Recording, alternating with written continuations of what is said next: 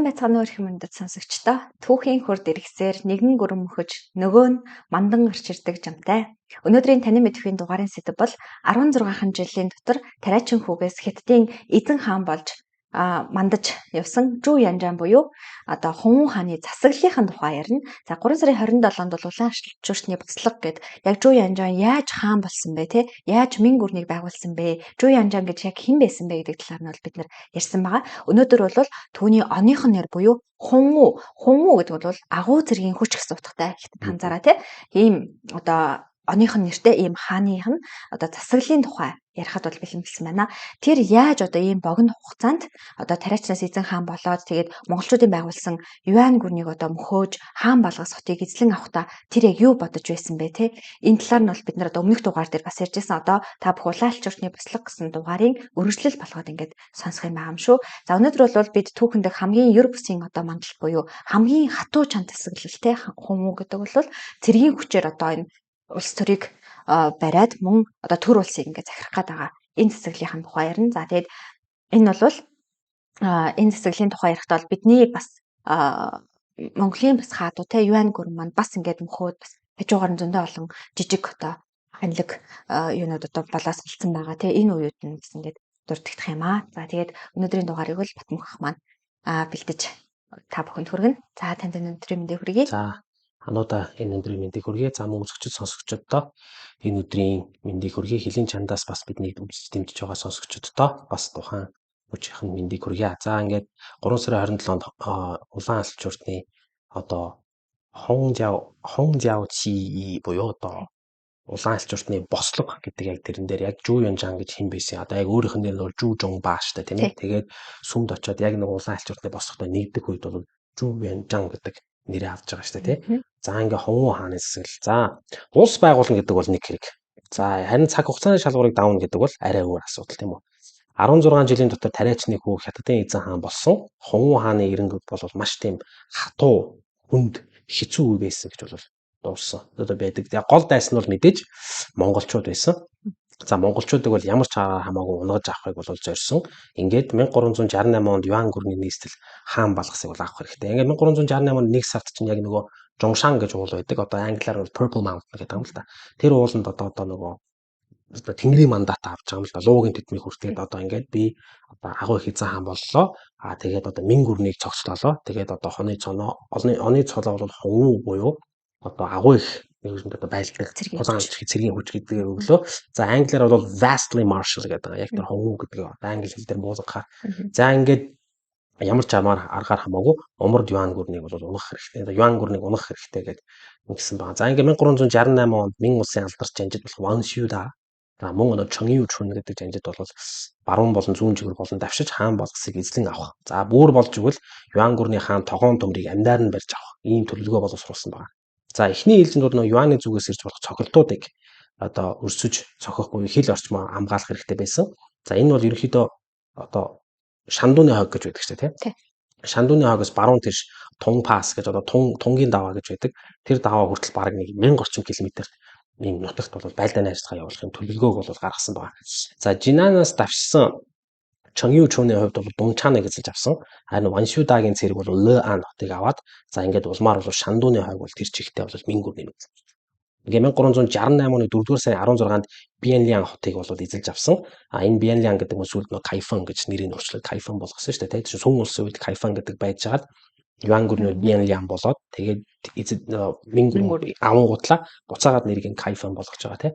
5-р сарын 13-нд Тунгийн давааг даваад Юань гүрэн бол ер нь яг ингээд нөгөө хятадх маш чухал түшиж газрууд алдсан. Ер нь Биенлианыг алдна гэдэг бол тэгэл маш чухал түшиж газар алдсан юм болж байгаа. Тэнгууд нь Мин улсын цэрэг зөвхөн 3 чиглэлээр биш бүр 5 чиглэлээр цогцолтох юм боломжтой болж байгаа. За мэдээж хэрэг хаан болгосыг буюу нийслэлийг эсэж авах хэрэгтэй даадаг.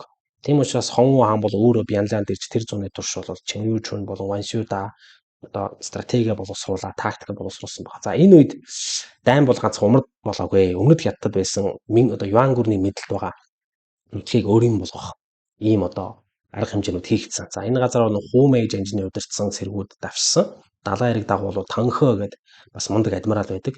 Танхэ бол Ляо Ёнжун гэдэг ах トゥ хоёр байгаа. Тэрний Ляо Ёнжунны цэргүүд бол давшсан байна. Ингээ 1368 оны 2 дугаар сарын 17-нд Танхэ жанжны цэрэг Янпин хотыг эзэж аваад Юан гүрний цэргийн жанжин Чөнью-динг барьж авсан байна. За тэгээд Мин гүрэн зүтгэхээс татгалцсан учраас түүнийг бол цаазлан хороогоод ингээд айн дайнаа цааш нь өргөжлүүлсэн. За Хумэй жанжин бол Динжоуг эзэлж аваад тэгээ Гуанчжоуг эзэлж авах үед бол тэнд байсан Юан гүрний жанжин Хөөжан бол бууж өгсөн. Ингээд улмаар 1368 оны 100 гэхэд бол өмнөд нутаг бараг тэр чигээрээ Юнанаас бусдна тэр чигээрээ бол Мин гүрний мэдлэг болсон байна. За ингээд Мин гүрэнд далаад гарцтай болчихж байгаа ерөнхийдөө. За умард зүгт бол Хонгун хаан байлдааныхаа төлөвлөгөөг боловсруулж дуусаад за нөгөө Кайфан хотоос давшилтаа эхэлж байгаа. Тэ ингээд 1368 оны 8 дугаар сард эхэлсэн давшилт их маш амжилттай болоод Жангдыг эзэлж аваа. За улмаар цаашлаад Ханданыг эзэлж аваад Дөөжөө зэрэг хотуудыг авсаар 9 дугаар сар гэхэд бол хаан балиг буюу Даадуу хотын одоо юу тулж ирсэн байна. За Тогоон төмөр хаан бол энэ үед бол Шанду буюу дээд нийслэлээр ухарсан байгаа юм л да. Тэгээд хаан балиг хотыг бол төмөр бухаа нэх одоо Хувлаан удмын ноёнд хариуцуулаад жанжин гэдэг үлдээсэн баг хамгаалтыг даатгаад. За тэгээд өстө хөвгөл зугцсан юм шиг одоо миний л ойлгосноор л ингээл хамгийн өнгөт юм орхоод. За Мин улсын айран бол маш их хүчээр давшиж 1368 оны 9 дугаар сарын 20 гэхэд бол Ваншюдагийн удирдлагаар Юан гүрний нийслэл Бээжинг одоо тухайн үеийн Даадууг бол эзэлж авсан. За тухайн үед бол ордон дотор өстө нөгөө нэг Юан гүрний тамга мамгыг хайх аимшигтай ажил өрнөж байгаа юм л та. За яг энэ байлдааны үед одоо ингээд тэр хаан балыг одоо Даадуу бол яг тийм Монголын тэг Юан гүрний нийслэлээс учраас тийм монголжуу гэх юм уу одоо ингээд нөгөө одоо барилгуудыг тэгж дүрслэвчээд байгаа юм да юм ордон. Тэгтээ юм дуу хэлбэртэй гэр шиг монгол гэр шиг тэгтээ одоо чулуугаар хийсэн ийм барилгууд их байсан. Одоо тэгээ тэрийг бол аягүй устгасан байдаг юм байна. Энэ одоо Мин гүрний цэрэг орж ирээд.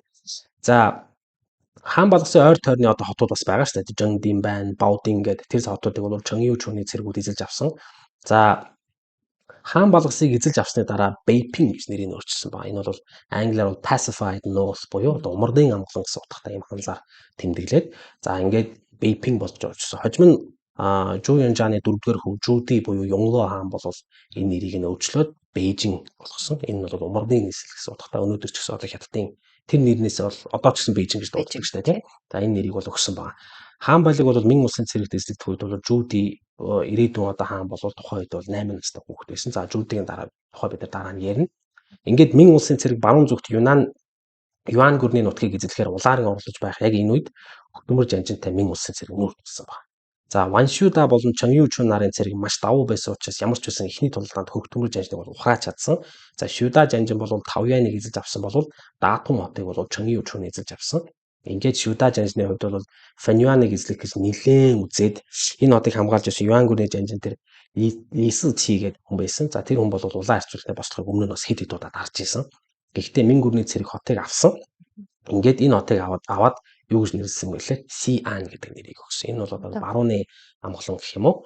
Одоо чинь нөө Чанган шүү дээ. Одоо Эртний Тан улсын нийслэлтэй Чанган хан улсын нийслэл байсан. Тэгээд тэрийг бол Сиан гэж нэрлсэн баг. За Ваншюда жанжны цэргүүд бол Ланжоу хотыг эзэлж авснаар монголчуудыг бол торгоны зам буюу ер нь худалдааны замаас нь гаргаж чадсан. Одоо ингээд та бүхэн хятадын газрын зураг дэлгэж байгаад харах юм бол яг одоо Шинжаан угрын өртөө цорон Нинся Хуйзуу Нинся хотынгийн өртөө цорон Цинхай муж өвөр Монголын өртөө цорон гэдэг яг дундуур нь ингээд нэг нарийн хуур тийм Ланжоу мужийн нутаг орж ирдэг. Тэгээд одоо нөгөө бичээ нөгөө Ганшуу муж чинь түн Ланжоу баха. Гансуу муж тий. За ингээд яг тэр бол юу байдаг? Яг энэ үед бол ингэж тогтсон баг. Ерөнхийдөө ингээд нүүдэлчдийг бол ингээд хойш шахсан байгаа байхгүй.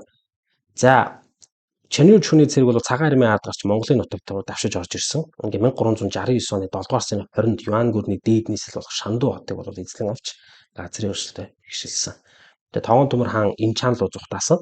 Ингээд Чөнью чүн жанжин буцах замдаа буюу 1369 оны 9 дугаар сард өвчнөөр гинэд нас орсон. Тухайн үед бол 39 настай байсан. Тэгээ түүний өвхөл бол Хонгун хаанд маш том цохилт болж байгаа юм л да. Тэгээд бүр одоо ингээд нөө цогцыг авчих үед бол өөрөө гарч хүндэтгэл үзүүлж тэгээд одоо маш юм нэр хүндтэйгээр одоо оршуулсан ба. За Чөнью чүний өхөл бол монголчуудад мэдээж бол сайн мэдээ болсон шүү дээ. Тэгээд шууд нөхцөл байдлыг гартаа авахд бол монголчууд сөрөг тоглоход орсон. Ингээ 1370 оны 1-р сард Хөктөмөр жанжны удирдсан цэрэг Шансигийн нутагт буюу одоо Шанси руу давшиж орсон. За Ланжоу руу бас давшсан. За үүний эсрэг бол Ваншуда тэргүүтэй жанжид бол за тэр хятад дуудлагаараа юу гэлээ зэрлгүүдийг дарах жанжин гэж байгаа. Одоо тийм цол одоо өгөөд одоо Хуван хааны зүгээс тэгээд хөх төмрийн эсрэг хөдөлгсөн байна. За Ланжоу хотын дэргэд бол Юан гүрний шилдэг жанжин хөх төмөр болон Мин гүрний шилдэг жанжин Ваншуда нарын цэрэг халз тулсан. За Шудагийн гаргасан алдаа бол Монгол цэргийн үжиг дутуу үнсэн учраас тулааны эхний үед бол монголчууд маш давуу болж за ер нь сүүдийг нэг шахсан та даанч одоо Ваншудагийн яат ч одоо нөгөө хашир туршлагатай жанжин учраас ухарж явж байгаа цэргүүдэд дахин зохион байгуулж сөрөг тоглох байснаар монголчуудыг тогтоосон байна. Хэрвээ энэ тулал даанд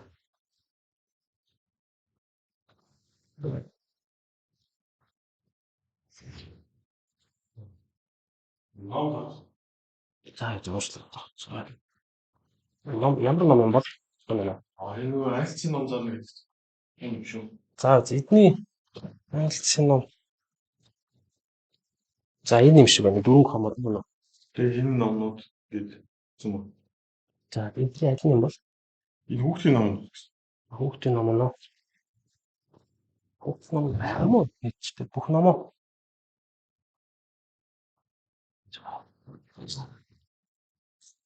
Хүүхдийн ном байхгүй юм шиг байна да. Энэ дурам мó. За бах.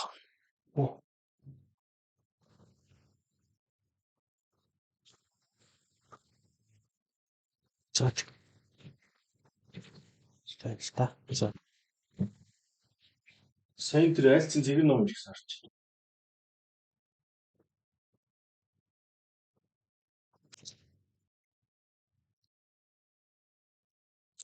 За яг энэ тулалдаанд болохоор Ваншудагийн цэрэг бол ер нь Ваншуда жанжныг хараад байхад монголчуудын эсрэг аюул их ялалт байгуулсан байдаг. Тэгээ энэ дээр бол ер нь сүйд болох хэлсэн.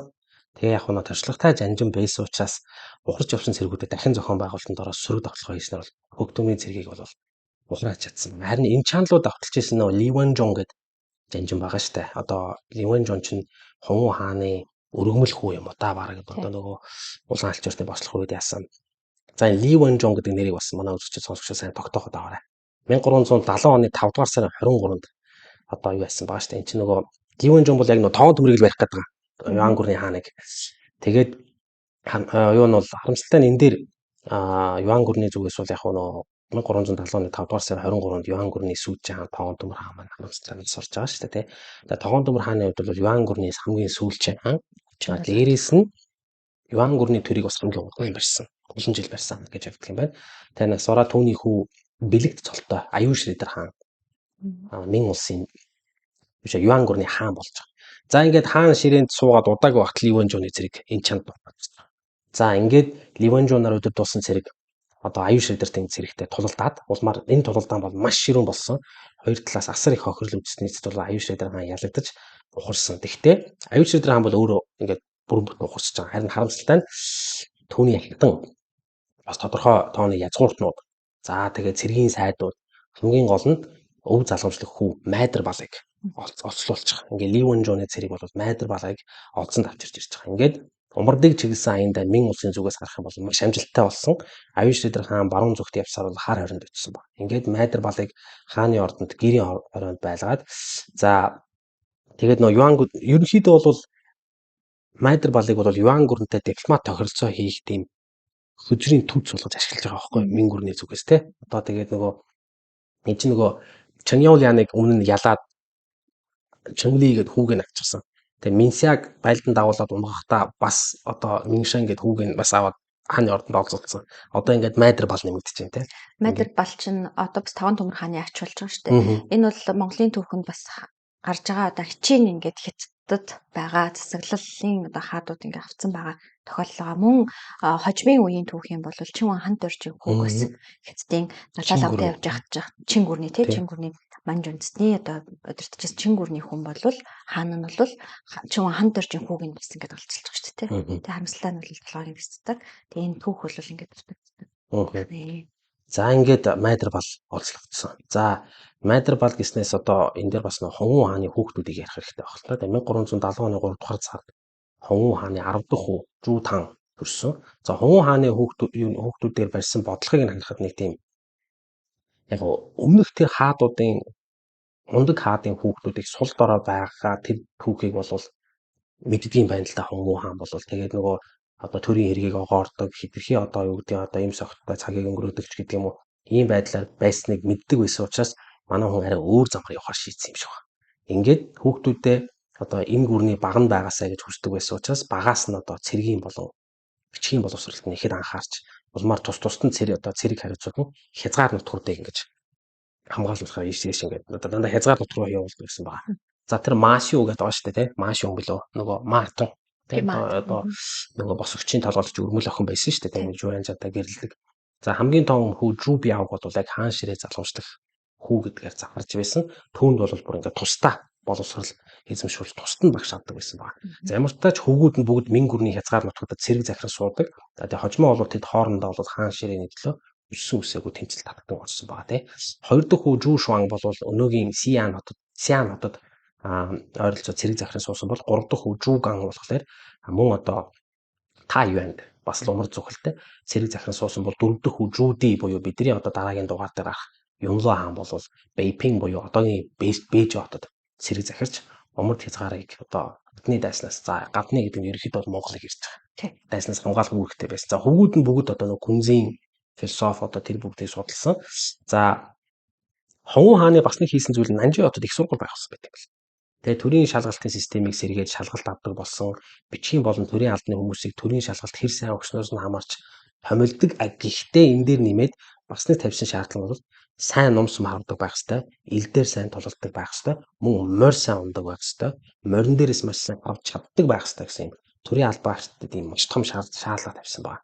Бас нэг сарах хэмжээ нь бол яг хуу өөрийг нөгөө дэмжижсэн нөгөө юу гэж байдаг ч цагаан явха бүлгийн үйл ажиллагааг өргөссөн байна. Яг тэгэхээр өөрөө уул нь бол цагаан явхан гишүүн байж байгаа бослог гаргасан. Тэгээ цагаан явханд байгаад тах юм бол мэн гүрний эсрэг бас бослог гаргаж магадгүй гэж үзсэн учраас үйл ажиллагааг нь ер нь өргөссөн. Ер нь тэгэхээр шашин дээр барьсан бодлогыг харахаар ер нь нэг тийм дуу татвараас чөлөөлтгүй ч юм уу тиймэрхүү зүйлүүд нэлээд анзаарагддаг. Өөрөө бол буддын шашинд бол хийдэж шав болж байсан ч гэсэн буддын шашныг бол нэг чухал авч үзээгүй. Яг өөртөө хамт одоо тэмцэлд явж байгаад одоо амирчсан тэр баатруудынхаа нөхдүүдийнхаа одоо дусгал зориулж бол залбирал ном уншуулсан буддын хэд хэдэд бол санхүүгийн туршилт тухайн үед үзүүлж байсан ч гэсэн энэ нь бол нэг тийм түгээмэл далаас төгөл болж чадаагүй. Өөрөө улаан шилжүүртний бослогыг одоо удирдахжсэн учраас тухайн бослого ямар байдгүй гэдгийг мэддэг. Тэгээд тэр бослогыг одоо дарах хэрэгтэй гэдгийг мэдж байгаа учраас одоо эндээс бас өөрийнх нь нөгөө франаидууд эхэлж байгаа ч тийм хажуудлынхаа хүмүүсийг хардж сэрдэж эхэлдэг тийм. За ямар ч тач буддын шашин бол ингээд яасан. За Хонмуу хааны хаанчлалын сүүлчийн он жилүүд бол буддын шашин бол ялангуяа энэ дотор газар бол нэлээд хомигдмал болсон юм үйл явдал болж байгаа. За Хонмуу хааны хувьд хятадын күнз болон даавууд арай илүү талтай. Бас хэд хэдэн цэргийн нэр жанжингууд нь бас исламын шашинтай жанжид байсан учраас одоо Фүзиан болон Нанжинд бол одоо томоохон хотуудад исламын одоо бас мечет буюу сүм хийдүүдийг бас барьж байгуулж исэн. 1370 онд Юан гүрний түүх гэсэн ном бичсэн боловч маш их алдаатай байсан хэмээн өөрөө шүүмжлээд за энэ бүтээлийг бол яг хуу Чин гүрний үед Тэнгэр тэтгэгч хааны үднийг зарцсан байдаг. За хожим нь бол 1920 онд бас засварласан байт юм байна. Одоо Юан гүрний миний ойлгож байгаа нь Юан Чаоми шиг л яриад тах шиг байна тийм ээ. Тэр юм болов. Тэгээд Юан гүрний нууц түүх тий. Тэгэхээр нөгөө Юан гүрэн мөксөн ч гэсэн байгалийн гамшиг бол боссоор байсан. За тухайд 1370 онд энэ чинь нөгөө гам болсон. Бид нөгөө өмнөх дугаар дээрээ юу ярьсан ч нөгөө байгалийн тухайныг өөрчлөлтүүдтэй галтгууллын дэлбэрэлт. За тэгээд нөгөө тэрнээс үүдсэн байгалийн одоо тогтворгүй байдлууд, цунами, ган. За эндээс гадна нөгөө юу бид нар юуг ярих хамарцсан бэ? Царцааны нүүдэл. Царцааны нүүдэл гэдэг бол ерөөсөө тариаг чамдаг, бэлчээрийн ургамлыг чамдаг юм байна л да. Энэ бол аимшигтай юм болсон. Шүд улсыг эдийн засаг. Ингээл эдийн засгаас хөрж байгаа байхгүй тий. За Юан гүрэн мөксөн, Мин гүрэн байгуулагдсан. Байгалийн гамшиг бол болдгороо болсон. Ингээд маш их гам болж ургаж алдсан байна. 1370 оны 100. Ингээд их гүрний хаан болсон Хонмуу өөрийнхөө утсыг ингэж тайлж 5 хоногийн турш мацаг барьж ингэж награнд суусан. Тэгээ өөрийнхөө хүүхдүүдийг ч гэсэн өөрийнхөө жишээгээр байхыг шаардсан. Ингээд 5 хоногийн дараа бороо орсон байгаа тийм ээ. Тэгээ нэг ийм сонирхолтой үйл болсон байгаа. Тэгээ энийг бас дахин хэлсэн. Тэгээ за энэ дээр Хонмуу хааны үед бас нэг тулгарсан асуудал бол хятадын бол үеийн хаадуудад тулгарч ирсэн байх жишээ. Энэ бол хайкоу гэдэг юм л да. Далайн дээрэмчт. За тэр далайн дээрэмчт гэдэг байгаа нь ерөнхийдөө голдуу нөө юугаа хэлээд байгаа. Японуудыг хэлээд байгаа. Гэхдээ яг тэнд дотор солонгосууд ч байгаа, хятадууд өөрсдөө ч байгаа. Японы Kyushu арал гэдэг. За тэн дээр голдуу байрлаж байсан далайн дээрэмчд бол Шандууны хойг, за Солонгосын хойг болон Хятадын зүүрэг дагах хот тосдыг одоо дайрдаг, дээрэм тонол хийдэг одоо эмэгтэй хүн хулгаал юм биш ч ерөөсөө тий. Тэгээ ягаад эмэгтэй хүн хулгаалдаг гэхээр өөртөө нөө ихнэр мэхнэр байхгүй. Тэгээд одоо бас нөгөө эрэгтэй хүн болсон тэгээ хэрэгцээч байдаг байлгүй. Тэгээд ерөөсөө их хулгаалдаг. Тэгээд нөгөө ялангуяа Солонгосын тариач хүүхнүүд бол ингээд нэг юм одоо эмэгтэй хүн чинь үсээ ингээд нэг бооод ингээд юу яадаг штэ ингээд нэг одоо бал малар ингээд яацдаг штэ тэр шиг юм шүнхтэй. Тэгээд тэр бол ингээд яг үсээ ингээд боочдаг. Тэгээ бүр шаардлага тохиол тэрийг гаргаж иж тулалдана. Бүр шаардлага тохиолдол гүрээ рүү гатдаг. Амин оролдог. Өөрөөсөө далайн дээрэмчний эмэгтэй болсноос үгсэн дээр гэдэг тий. Үгсэн дээр гэж үздэг учраас тийм үйлдэл байсан байна. За энэ Японы яг тэр Kyushu арал дээр байрлаж исэн тэр ноён Kanayoshi гэж ноён байсан байна. Тэрнлүү илчилгээгээд ер нь далайн дээрмээр зогсоо бас нөгөө дагаар орохыг шаардж байгаа сте нөгөө билээ хаан шиг тий. За Kanayoshi бол ямар ч хэрэгцээгүй шууд элчүүдийн зарим нь алаад ингээд буцаасан байна. За дараа нь дахин илчилгээх үед бол одоо бас сүлдүүлэх тийм үе ирсэн байна. За эмийн гүрний их зэрэг хөдлөе шүү гэхэд бол ямар ч байсан Kanayoshi бол за нэг тодорхой авалт бариад тодорхой хугацаанд найрамдах хэрэгтэй юм байна гэж үзсэн байна. Гэтэ тухайн үеийн Японы байдал бол нөгөө Senkoku Jidai эхэлсэн байсан нөгөө олон жилийн нөгөө Японч их тийм ерөөсөө ингээд хоорондоо феодлуудын тулдаан их тийм биш. За ингээд жилийн дараа энэ үйл явдал болсноос жилийн дараа Kanayoshi алуулсан байдаг. Амиа алдсан байдаг. За ингээд яг ингээд нэг харилцаа бол ингээд тогтсон байгаа. Гэхдээ бусад одоо хятад гүрнүүдээс хятадд энэ нутагт байгуулсан гүрнүүдээс ялгаатай нь яг Мин улсын Хунгун хааны засаглалын үед бол өөрийгөө тусгаарлах бодлогыг барьж ирсэн байна. Тэгээ Мин улс бол гадагшаа хинтэж худалдаа хийхгүй, хинээс ч юм авахгүй. Хэрвээ нууцаар юм хийсэн байх юм, худалдаа хийсэн байх юм бол гэр бүл хамаатан саатан бүгднтэй нь бол одоо тэр чигээр цаазалдаг. Эсвэл одоо муур амьсгалтай газар руу цөлдөг байсан гэж байгаа. Тэрийг би ойлгохдоо өмнөд нутгийн хүмүүсийг умард руу цөлдөг одоо хадуу ширүүр амьсгалдаг. Умардын хүмүүсийг өмнөд рүү цөлдөг одоо нөгөө чиглэг дулаавар амьсгалдаг. Дасааг байгаа штэ би.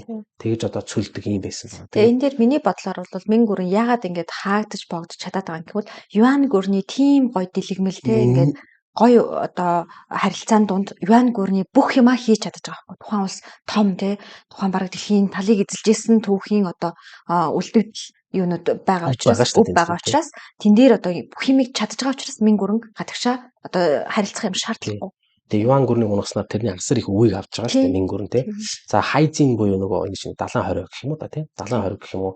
Ийм далайн хориг тогтсон байна. За Японтой худалдаа хийх орчихсон. За Хунгун хааны зүгээс бол хаанчлалын үед бол Мин гүрний зүгээс Япон, Вьетнам, Солонгосыг бол байлдан эзлэхгүй төрөнгийн бодлого явуулах нь бүү жангжиргөө гэж юм л да одоо нөгөө дайнгу төрөнгийн улс гэдэг. За монголчуудын асуудал бол шал өөрөөр яригдчих байгаа юм л да. Монголчуудыг бол сундлаг болсон дээр нам дарах хэрэгтэй. Юан гүрнийг тэгжиж залгамж. Энэ ч нөгөө нэг юм монголчуудаар хүлийн зөвшөөрлөх бас нэг тийм том шаардлага байгаа юм л да Мин гүрний хувьд лээ. Нөгөөд нь бол зөвшөөрөхгүй байгаа шүү дээ. Та нар яадаг ч байсан та нарыг бол дарж аавна гэдэг. За ингээд ингийн тулд за ингээд эхлээд нөө Сычуаны аяндаа хийж байгаа. За Сычуаны аяндаа бол яг майдар балыг бол олцолцсон. Тэгэд бас нөгөө тэргээр дамжуулаад бас ингээд жоохон сүрдүүлээд байдаг тий. Танаа одоо хууч нь бол миний гарт байгаа шүү гэдэг. Монголчууд бол бууж өгөөгүй ингээд систем тэгэр эсэргүүцсээр байсан. Тийм учраас нөгөө Манжурын нутагт байсан Уранхай холбооны цэрэг гэж байгаа шүү дээ. Уранхай томоохон хүч байсан. Нагаачуу ноёны удирдлагандор. За тэрний эсрэг бол Явдууныг хариуцж байсан тэр евро цэрэг явуулсан баг. За ингээд тэнд байсан Лүи гэх одоо Явдууны хойгийг хариуцж байсан цэргийн жанжин бол Мин улсад дагаавч 1371 он. За баруун өмнө зүгт Юан гүрний мэдэлд хэвээрээ байсан Юнаны монголчууд бас байсан. Тэднийг бол Хубилайн хааны удмын Басалаварми гэдэг ноён бол удирдах байсан. За яагаад ч Мин гүрэнд дагаар орохгүй гэдгийг мэдэгдсэн. Ингээд эрхэн талд нь одоогийн нөгөө Сычуаны нутагт байдаг улаан альчууртны бослохын үеэр нөгөө Минюжан хаантай Минсягийн улс оршин тогтнож ирсэн. За Минюжан нас бараад түүний орыг нь 11 настай хүн Минжин залгасан. Ингээд ясам дээр бол яг ээж нь хатагтай пөн гэж байгаа. Тэр хатагтай бол төр барьж ирсэн. За ингээ Хунгун хаан бол Минсяг дагаар оруулах гэж эхлээд дипломат аргаар үзээд болоогүй. Ингээд хүчээр эзэлж авсан. Ингээд 1371 оны 5 дугаар сард Фуёудо жанжны удирдсан цэрэг артлагсан. Танхö жанжны удирдсан цэрэг хөхмөрний дагуу одоо далаас нь довтлоод Минсяг гүрэн бол маш ширүүн эсэргүүцсэн боловч хүчинд автсан. Улмаар бол нийслэл хот болох Чунцын хот бол эзлэгдсэн байна. За сүүлчийн эсэргүүцэл бол Чэнгдү хотод төвлөрч байсан ч гэсэн эсэргүүцлийг бол Мин гүрний цэрэг нь хучин дараад Минсяг бол өөртөө нэгтгэж байгаа. Ингээд Минсягийн залуу хаан Мин чаныг бол Гуйгийн ван гэдэг цол өргөмжлөөд Нанжины хааны ордонд Майдар бал нөгөө хин Чаньяоляны хүү за тийм гурвал ингээд гэрээ хорионд олцсон гэдэг байлгаж байгаа. За юу дайсныхаа хаан хүүгүүдийг нэг дор ингээд бөөнөр нь байлгаад байна гэдэг чинь ерөөд бол хоёр эртний хотго хажуудаа авч явж байгаа гэсэн үг шүү дээ. Юугүй. Тэгэхээр энэ нөхдүүдийг задлах хэрэгтэй. Яг л энэ гурав чинь ингээд нөгөө дайсных нь хүүхдүүд учраас нэг дор байх юм бол тухайн тэр хавьдаа ингээд нэгдээд өөр хүмүүсээс дэмжлэг аваад бослог гаргах магадaltaй гэж үзсэн учраас юу яасан байгаа. Хин хоёрыг бол явуулсан байгаа. Чонли болон Миншэнэг бол солонгос руу цөлсөн. Солонгос руу цөлөөд ингээд Майдар болыг бол байлгаж байгаа шүү дээ. Майдар болол хэрэгтэй байгаа байхгүй. Гол үзэр. Тийм шүү дээ. Гол үзэр шүү дээ. Одоо монголчуудыг буулгаж байгаа. Ингээд 1371 оны 9-р сард Хунгун хаан за Италиас ирсэн гэдэг Нигулун гэж бичээд байгаа юм л да. Одоо Николас л багтаа Николас. Тэгээд хурагтаа уулзаж өөрийгөө Мин улсын хаан болсон. Юан гүрний засаглал бол өнгөрсөн талаар дуулгасан. За ямар ч цалж барууны ертөнцтэй харилцсан сүүлчийн гэж байгаа холбоо. Тэгээд энэс хойш бараг 100 орчим жил баруунаас ямар нэг илч төлөөлөгч Мин гүрний нутагт ирээгүй. Мин гүрнээс ч тийшээ яваагүй юм байлээ. Европ руу. За ямар тач христийн шашин тухайн үед бол Юан гүрний үед хятад дэлгэрчсэн бол Мин гүрний үед хятадд хориотой болсон байна. Ингээ 1372 он болж байгаа. Энэ 1372 оны хятадын төгс сударт бол амжиг гэж үздэг юм байна. Яг л энэ бол Монгол руу айгүй том аяндаа хийж байгаа шүү дээ. Тэгээд яг нэгэнд суларсан юм чи монголчуудыг дараад авъя гэдэг. Ээлжид алхмаа хийсэн. За ингээд ураг барилдах нэг айхтар бодлого байдаг хятадуудын. Тэр нь болохоор юу гэхээр нөгөө өөрийн хоёр дахь хүү Жүү Шуан гэж байгаа шүү дээ. Жүү Шуаныг хөгтмөр жанжны төрсөн дүүтэй, охин дүүтэй гэрэл өгсөн байна. За энэ нэмэр болоогүй. Ингээд 1372 оны 3 дугаар сард Мин улсын цэрэг 3 чиглэлээр нийтдээ 150 орчим нуган цэрэгээр Монголын нутагт халтанд оролцсон байна. За Фэншан жанжин буюу баруун зүгээрээ удирдах одоогийн Алтай нурууны чиглэл буюу Гансу хавьяас тогтолсон. За түүнд бол Фуйоудэ жанжин хүч авсарсан. Ингээд Мин улсын алдарч жанжин Ваншудагийн цэрэг бол гол үж Юан гүрний шилдэг жанжин тоон төмөртэй, хөх төмөртэй бол хал зүзэн. За энэ бол цохилтын гол чиглэл байна. Хар орнолоо чиглэсэн гэсэн үг тийм. За Ваншудад хүч авсарч исэн хүн бол Ланью жанжин. За Ланью жанжин бол сүүл бас их тодорч гарч ирэх жанжин байгаа. Харин Ли Вэнжон буюу нөгөө Майдар балыг олддог жанжин байгаа шүү дээ. Ли Вэнжон бол зүүн жигүүрийг одоо ахалж хэрлэн туул олон чиглэл цохилт өгөхөөр хөдөлсөн байна.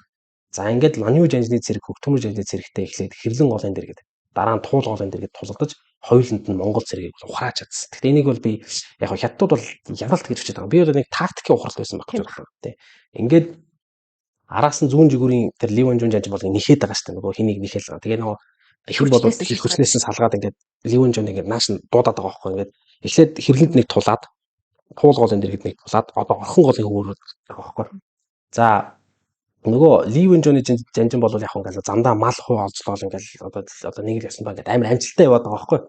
За Ваншудагаар өдөрдүүлсэн гол хүч 1372 оны 6 дугаар сард хар орны наан ирсэн баг. Ингээ хөгтмөр жанжин тулгалтахаас өөр аргагүй. За тэгэхээр нөгөө Ли Вэнжоны цэрэг чинь ирээд байгаа. Хиний цэрэг ингээд орчихсон. Ваншудагийнх ингээд тулаад ирчихсэн. Ли Вэнжон чи араас нэрж байгаас нийлж болохгүй. Нийлэх бол бүр дийгдэл болчихно. Салангад цогох хэрэгтэй байдаг тийм. За ингээд уран арга хэрэглэж Мин улсын цэргийн хүчийг салгаж агаад эхлээд ард талд нь цогцолж гисэн баг. Одоо хоол хүнснийх нь хангамжинд за ингээд тасалж авч жагаад морин цэрэгтэн цогцолт өгөөд улмаар Мин улсын алдарч жанжин Ваншудаа бол түүхэндээ ганц л удаа ялгагдаж үтсэн байдаг нь хар орны дэргэд хөгтмөр жанжны цэрэгт боцогдсон байна. За Мин улсын цэрэг яг Ваншудагийн удирдсан цэрэгээс 20,000 цэрэг бол жагсаараас гарсан байна. Ингээд Ваншудаа бол ухрахаас өөр ямар ч аргагүй болсон. За нөө Ли Вэнжон Ваншудаа бол ингээд ухарсаж байгаа. Ли Вэнжон ч Ваншудаг ялгасныг мэдгүй давшаад байгаа байхгүй. За Ли Вэнжон дахиад давшин одоо хөгтмөр жанжны цэрэг Ваншудагийн цэргийг боцогсож байгаа. Тэнгуут нь тэрийг цэрэгээ дахиж зохион байгуулад одоо Ли Вэнжон хүлээж байгаа. За Ли Вэнжон бол хэрлэн голын хөвгөөр давшиж орж ирээд тэгээд маш хол зам туулаад ядарчихсан байсан. Ингээд Ваншудаг ялагдсныг мдээгүй давшиж байгаа. Маш богино хугацаанд хөгтмөр жанжин бол цэрэгээ дахин зохион байгуулж улмаар Ли Вэнжоны жанжны цэргийг мөн л хар орны дэргэд бодно гэсэн байна. За Ли Вэнжон жанжин бол хөгтмөртэй тулалдахдаа маш их хохирол амссан. Тэгээд буцалтаа Ли Вэнжон бол хөгтмөртэй тулалдаад алдсан одоо тэр хохирлоос илүү хохирлыг ухрахтай авсан байна. Нөгөө говийн илчилгүй уудам говийг ингээд туулахтаа бол юу яасан байна л да одоо нөгөө тэр одоо илчилгүй уудам говьд бол асар их хүн одоо ностоо толгоо өвчтөр болоод үлдсэн гэдэг юм уу те ийм авсан байна. За ингээд Фэншан жанжин бол Фуйоудэ жанжны хувьд бол их амжилттай байсан. Гансу хавийн монголчуудад бол цогцолт өгж ухрааж чадсан. За одооний нөгөө Тангад улсын нийслэл хар хот гэж байсан шүү дээ. Тэр хятад нэр нь юу вэ те? За тэгээ Дунхааны бэхлэлт эднийг бол эзэлж авсан. Гэхдээ тэр бол яг нөгөө үндсэн хоёр зүүн жигүүр болон гол хүч хоёр нь ялагдчихсан учраас баруун жигүүр хүч бол тэр аваар нэг жоохон божиг болж байгаа. Тэгээд яг тэр авийг нэг гансуу монголчуудад жоохон цогцолт өгж хагаад бутсан байгаа юм л да. Үндсэн хүч ялагдсан учраас энэ тогтолцоо бол үргэлжлэегүй. Ингээд нэг хэсэг бол Мин өнгөрөн Монгол руу довтлох амбиц бол таарсан байгаа. За 1372 оны энэ Мин улсын аян дайн бол бүрэн утгаараа бол ерөнхийдөө гамшиг болсон гэж ойлгож болно. За зорилгодоо хүрээгүн дээр маш их хохирол авсан байна. За нэгэнт одоо цэргийн хүчээ дагаар оруулж чадахгүй гэдэг мэдсэн учраас умард хилийнхаа цайз бэхлэлтүүдийг илүү одоо баттгаж хамгаалтаа сайжруулсан байна. За энэ үед Хонгон хааны бас нэг барьж исэн бодлого нь бол төвдийг дагаар оруулах гэж үзсэн боловч дипломат арга нь бүтээгүй. Улаан хаан чинь нөгөө Паго багшиг байгаал улсын багш болгоод яг тэрэн шиг одоо төвдийн ролпид оржиг бол урьсан боловч татгалцсан. За Хонгон хаан яг үнэндээ бол төвдөд хизээч бүрэн ноёглоо болох авч байгаагүй. 1373 оны 1-р сарын сүүлчээр Майдар балыг Нанжингаас монголчууд руу буцаасан. Тийм зүгээр буцаахгүй тэр чинь Майдар балын толгойг угаахаар орлого хийсэн ба дээрээс нөгөө бууж өгж манай дагаар оргисон юм юутай шаардсан бичгтэн хамт илгээсэн байна. За мэдээж тийм зүйл болоогүй. Хөгтөмөр жанжин цэргээ аваад даатун хотод цохилт өгсөн. За энэ үед бол Монголын цэргийн элчийг Мин ус олдсон бас монголчууд их гай болж байгаа л цэргийн нууц задарсан. Ингээд Ваншуудаа бол цэргээ авч хөдлөөд сөрөг давчлалд орж улмаар бол хөгтөмөр жанжны цэргийг ухраасан байна. Ингээд яг тухайн үеийг орон нутгийн шин чанартай ээлжид нэг бага хэмжээний тоглоомнуудыг харилцан хийж байгаад яасан байна. Улмаар бол яг энэ тоглолтоо нэг эд өрнжих хувьд бол 1375 онд хөгтөмөр жанжин бол таалалт өгснөөр Юан гүрний ноёдлыг хятад сэргээх монголчуудын бодит найдвар яг үүндээ болсон гэж үздэг. Ингээ монголчуудын хувьд бол энэ маш муу мэдээ байсан бол Мин гүрний хувьд энэ бол үнэхээр сайн мэдээ байсан. Ингээ хөгтөмөр жанжныг Мин улсын хаан нөгөө 7 удаа анхуулах гэж үзээд мараагүй шүү дээ манай нөгөө энийг хөгтөмөр жанжныг тэгээд айлгах гэж үзээд мараагүй дайтаж үзээд дийлээгүй те. Харамсалтай нэг харамстай жанжин болоод ингээд сорсон. Уулыг засварыг ялчгүй ингээд за энэ үед 1375 онд Хонгон хааны засаглалд бас нэг асуудал үүссэн нөгөө цаасан мөнгийг эргэлтэнд оруулсан чинь гитар баталгаажуулахаа мартсан манай хүн нөгөө билан тэгэнгууд нөгөөх нь зүгээр цаас талчиж байгаа байхгүй ингээд ямар ч үнс юм болоод инфляц болоод дээрээс нь тэр нэг Вэйгуаны хэрэг гэж нэг айх дээр гарсан л да тэр Вэйгуан гэдэг нь болохоор Хонгон хааны ахмад хүү болох нөгөө Рубиавгийн багш нь. Тэгээд ордон дотор байх төшмөдүүдийн өрсөлдөөн гэж нэг юм байгаа штэ чинь би наа хов зов хөөний тэр нэг бас төшмөдүүдийн амбиц гэж нэг юм байгаа штэ. Үүний үр дүнд бол яг төрийн эргэлт хийх гэж байна гэсэн хэмээ Хонгон хааныг чихэнд хүрээд Хонгон хаан ч бас их төргөн зантай хүн байсан шүү. Тэр дорн цаасан. Ажим бол энэ шийдвэртэй маш их харамссан байдаг. Яг тэгэхээр сүүлд нэг Вэйгуаныг гимгүү байсан гэдгийг ойлгосон. Гэхдээ Вэйгуаны хэрэг бол манай нөө сүмбэн хэрэг гэдэг шиг дуусаагүй. Ерөөсөө араасаа бол маш их одоо хүнийг дагуулсан юм. Ер нь бол Хонгон хаан яг тэр үед параноид болчихсон. Бүхэн дайсан шиг харагдал те. Сталин нэг тийм болсон байсан шүү дээ. Ингээд бүхэн дайсан шиг хараад хэлмүүдүүлдэг шиг. Тэгээ Мин улсын бидгийг одоо тэр бас нөө Гаоци гэдэг Мин улсын албат яруу найрагч байна. Завсалт одоо төрд ажиллаж исэн залуухан ирч хүчтэй юм хүн байсан. Тэгээд Юан гүрний түүхийг бичих даалгавар өгсөн ч гэсэн тэр даалгавраа ч өөрөө хийсэн, сайн гүйцэтгсэн. Тэгсэн ч гэсэн нөгөө үзэл бодлын зөрүүтэй байсан учраас өмнөөс нь болж байгаа бол түүнийг нөгөө яг ингээд waste chop гэдэг англиар бол шууд ингээд тэр цаазыг Хонгон хаан өөрөө харсан гэдэг аахгүй хажууд ингээд хараа суужсан. Ингээд хоёр талаас нь одоо яргалагч нар ингээд хөлний нэгж бариад нөгөө хоёр нь гарын ингээд татаад тэгээд яг ингээд маш том заазуур шууд бүсдгийг нь хуваадаг нэг юм цааз үү тийм ээ л да. Тэрийг бол харсан байна. За энэ үед нөгөө Хонгон хааны бодлогыг эсэргүүцэж Гуанси мужид туслаг гарсан. Ер нь энэ бослого яагаад гарсан гэхэл нөө ам болж байгаа. Ялангуяа хятадын тэр өмнөд нутагт. Тэгээд хаан үндэстнүүд яг ингэ юм байна. Нөгөө Гуанси одоо хятадын өмнөд нутгаас ч бас нэг мяу үндэстэй гэдэг үндэстэй гэдэг үндэсний шавшуу минзүүнүүд нь байдаг шүү дээ. Нөгөө үндэсний цөөнхүүд нь багстуу тий. Баг үндэстэй. Баг үндэслэнгүү тий. Тэрийг тийш ингээд гам болонгууд яг тэдний дотор нь хангуудаа оруулж байгаа байхгүй энэ одоо бас нэлээд сонгодгол маш их олон давтагдсан юм байлээ л тийм. Тэнгууд нь тэнд байсан кам үндэстнүүд нь дургуутсан байна. Яг л газраа болоод ажиллаж байгаа байхгүй тийм тийм. Бидний нутглаад ч баахан хангууд орж ирээ тариа тарих гэдэг л. Тэр газар чи хэмжээтэй шүү дээ. Тэгээ газраа бол ацлаад ингээд зөрчил үсээд кам үндэстнүүд бол бослого гаргаад 1378 онд энэ бослого гаргасан байна. За Мин улсын цэрэг очоод маш харгасаар энэ бослогыг гаргасан. Тэгээ яг босгочд бол ихэндээ амжилт олоод Липинг хотыг эзэлж аваад тэгээ Мин улсынхан бол яг босгочдыг бол ингэсэн байлээ хилцээр хийж дуудаад тэгээд яасан ба. бүгдийг нь яг алах гэж үзсэн чинь зарим нь ултраа гараа явчихсан байна. За тэгээд тэнд дэсэн тэр Вумиа бол тэр бослогыг ихэж толгоолоод тэгээд Лижо хотыг эзэлж аваад за тэгээд Мин улсын цэрэг маш их хүч гаргаж энэ бослогыг бол гарсан. Тэгээд босгоч нь ингэсэн байна.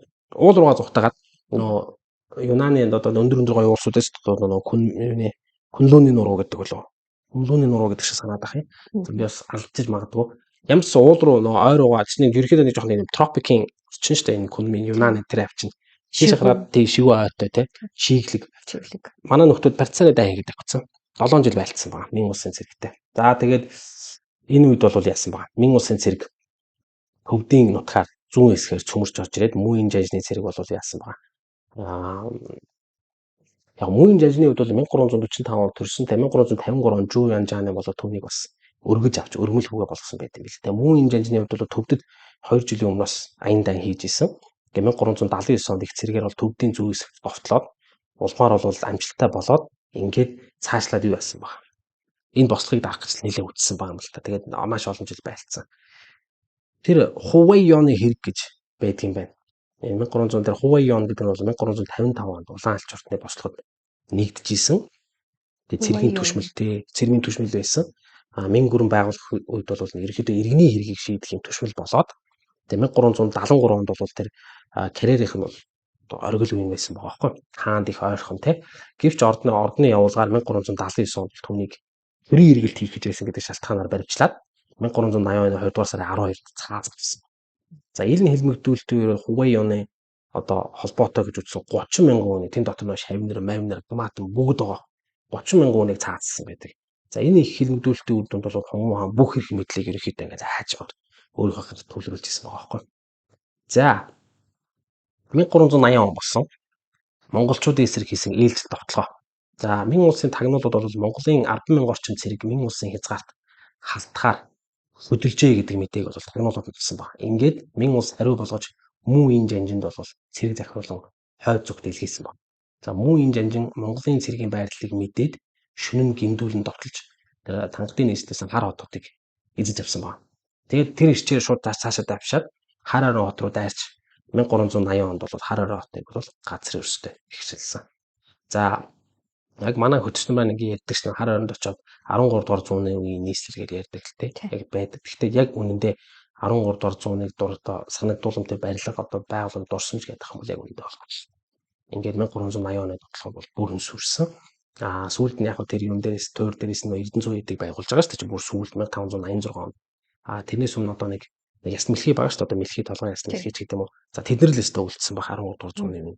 Тэгээд одоо энэ чинь 1220 онд за 30-аад онд бол одоо Өнгөөдөө хааны үед байгуулж байгаа шүү дээ. Ингээд 150 жилийн дараа буюу 1380 онд Мин улсын цэрэг орж иж ингэж одоо хар орныг бол газар өрсөд тэгшсэн. Ийм одоо давтамжтай үйл явдал болсон. Энэ явдлын дараа бол Монголын өөр нэг хүч болох Юнаныг дагаар оруулах хэрэгтэй байсан. За нөгөө Басалаварми гэдэг хубилан улмын ноён байгаа шүү дээ. Энэ ноёныг одоо дипломат аргаар номлох гээд болдгоо. Илч явуулахаар алцаад байдаг. За тэгээд түшил газартай болчихж байгаа юм. Мин гүрэн чинь төвдийн зүүнээс цогцолт өгсөн юуг авсан. Минсиаг буюу одоогийн Сычуаныг эзлээд авчихсан учраас яг одоо ингээд бүх талаараа одоо Юнаны монголчуудаа ингээд хилэлж байгаа байхгүй. Тэнгууд одоо цэрэг оруулахад ямар ч асуудал болчихж байгаа.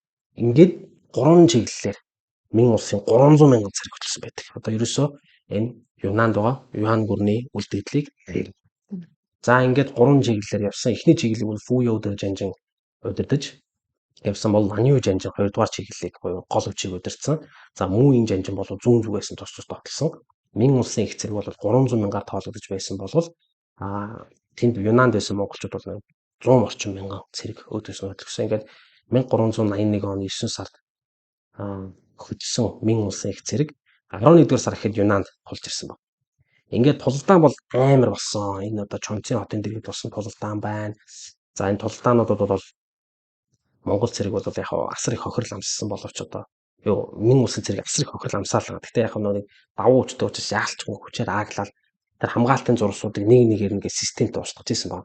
За ингээд нэгд одоо бүх юм тодорхой болсон учраас одоо Басалаварми бол өөрийнхөө одоо хатнаа живүүлээд цэргийн жанжид болон түшмдүүдтэй амиа орлохыг одоо тушаагаад ингээд өөрөө бол үеийг өвтгсөн байна. Ингээд 1382 оны 1-р сар гэхэд Юнаны монголчууд Мин улсад эзлэгдсэн. Тэнд байсан монголчуудыг хоорондоо гэрлэхийг хориглосон. Заавал хятад хүнтэй гэрэл тушаал болгосон. Уусах бодлого байсан болов гэж би ятраад байгаа. Мөн энэ аян дайнаас асар олон эрэгтэй хүүхдүүдийг олзлон авч хааны ордон руу явуулж тайган болгоод Мин улсад зүтгүүлэхээр авч явсан байна. Тэдний дунд Маха гэдэг нэр байгаа. За энэ бол Албас адмирал Жонхо. За хэрвээ манай үзэгчид маань санаж байгаа бол Мин улсын нөгөө бэлгүүн авахтаар хийжсэн дугаартаа Мин улсын Албас адмирал Жонхо гэдэг дугаар хийжсэн. Яг энэ үед бол Маха бол олзлогдоод чинь өсвөр насны жоохон хүүхэд байгаа юм чинь энэ болон найнтай ч юм уу. Тэгээд юу яасан бэ? Одоо аваад явсан баг. Хөөчин далайн одоо экспедиц тэр умар зүүн Африк хүртэл тий Юмлан хааны үед ч умард Африк хүртэл яасан. Тэргээр нөгөө бүтэн дугаар явуулсан учраас Жонхогийн талаарх яриагаа энд нүрээд зогсоё. Та бүхэн тэр дугаарыг бас гаралтай байсан байж магадгүй байх нь шүү. Тий. Тэгээд исламын шашинтай аав нь бол исламын шашинтай хүн баггүй бүр ингээд хаж мөргөл хүртэл олцож ирсэн. Одоо араб руу явж тий. Тэгээд нөгөө яасан байгаа. Тэгээд Жонхогийн бол та бүхэн тэр дугаарыг бас сонирхоор үнэхээр маш сонирхолтой дугаар болсон. За Жонциныг эзэлж авсныхаа дараа Мин улсын одоо Хонгу хаан бол нэрийг өөрчлөөд Кунмин болгосон. Одоо энэ бол одоогийн Кунмин. Тий, Юнан мужийн төв штэ тий. За асуудал дуусаагүй. Монголчуудыг ирэхээс өмнө тэнд чинь нөгөө Даалигийн хаан тус гэж байсан шүү дээ. Одоо нэг Тай Бирм гаралтай нөхдүүдээс гаралтай тий. Нөгөө нөхдүүд чинь бослог гаргасан. За тэгвэл одоо Юан гүрэн байхгүй болсон ч одоо бид нар тусгаар тогтно гэсэн. За одоо тийм байхгүй гэдэг. За ингээд дахиад цэрэгээ хөдөлгөөд ингээд 1382 оны 4 сард Мүү Инжанжа энэ удирдсан цэрэг бол Даали явдыг эзэлж аваад улмаар бол энд байнга байрлаж гарсан бослого болгоныг сайхан даарна л да. Ингээ 1382 он гэхэд Хонгу хаан бол тэр яг Зиньвэй гэдэг хамзнаас нь ханхаар нэг тийм тэр хувцас Зиньвэй одоо нэг тийм одоо би тэрийг ойлголтоо тэгж ойлгосоо одоо баг нэг юм хааны зөвхөн хаан захираг хэнийг ч барьж байцаах хэрэгтэй одоо тарган зэргүүд одоо бүр нэг тийм тусгай завдаа байгаа байхгүй одоо нэг Стапо эднэр гэдэг шиг байна. Японы Кемпетай эднэр гэсэн нэг тийм зөвхөн хаан л захирагдана. Шууд хааны нөлөөнд орно. Тэгээд хаан бол зөв хүүгээд сэрдсэн нөхдөд очоод барина, занчин зодно, ална, хүчирхийлнэ, яргална тий. Бүр амар их хэмтэлтэй юм одоо нэг зүйл бол тусгай цагдаагийн хэлтийг байгуулсан байна. Манай хүн чинь параноид болоод байгаа байхгүй тий. Хүн болгоныг л хардаад байгаа штэ. Тэгээ Хонгу хааны хардаж сэрдсэн хэнийг ч одоо ордонд нэгчих хэрэгтэй ерхийч зогсоох хэрэг байхгүй. Ямар ч жанжи, ямар ч хатан бас юус огт хамаа байхгүй. За энэний нэг амар юм ингээд яг эдний Зиньвэйн аюул ажиллагааг уншихад тэн дотор ингээд нөгөө хахуул, хууль бус юм нэг нөгөөгөө гүтгэж Зиньвэйд одоо ингээд жишээ нь одоо би чам дургу бол одоо хаанд очиж матаад аюул ингэх гэдэг шүү энэ нөхөр яг ингэх гэдэг нөгөөтг нь очиод яг ингээд юм хувийн өс хонзон монзон тэр ч амар юм болж байгаа байхгүй тэн дотор. За ер нь бол нэгнээ гөрөх, матах тэр бол бүр удаа алдсан гэж. Ингээ 1382 оны сүүлчээр бол Хонгу хааны хатан одоо Ма нас орсон бол түн бас нөгөө тийм анхных нь шүү дээ. Анхных нь одоо 5 хүү 2 охин төрүүлж өгсөн юм гэсэн үг тийм. Тэгэхээр энэ хатан 50 ч хүрээгүй юм биш яг 50 наснаа нас орсон юм байлаа. Тэгэхээр нөгөө энэ бол нөгөө Хонгу хааны сэтгэл зүйд аюун нөлөөлөд манай хүн чинь параноид болцсон байгаа. Улам бүр стресс. Тий, тэгээд ихнэр нь өнгөрсөн. Тэгэнгүүт ингээд нэг тийм ганцаардал, үзэн ядал, тийм с ิจ хардалт ихтэй бүр ингээд ухаан санаа нь бараг самуурч эхэлж байгаа байхгүй. Энд нөгөө яг хуу хятадын тэр юунд бичснээр бол Юан гүрний нөгөө хаан Хубила хаан маань нөгөө Чимбайгээд хатан нас ороход бас Чимбайг хатан нас ороход бас яасан шүү дээ. Тэрнтэй их адилхаж бичсэн байдаг юм байлаа. Төшиг тулгуур нь болчихж байгаа Тийм юм. тэгээд нөгөө зөвлөгөө өгдөг төшиг тулгуур нь болчихж байгаа тийм.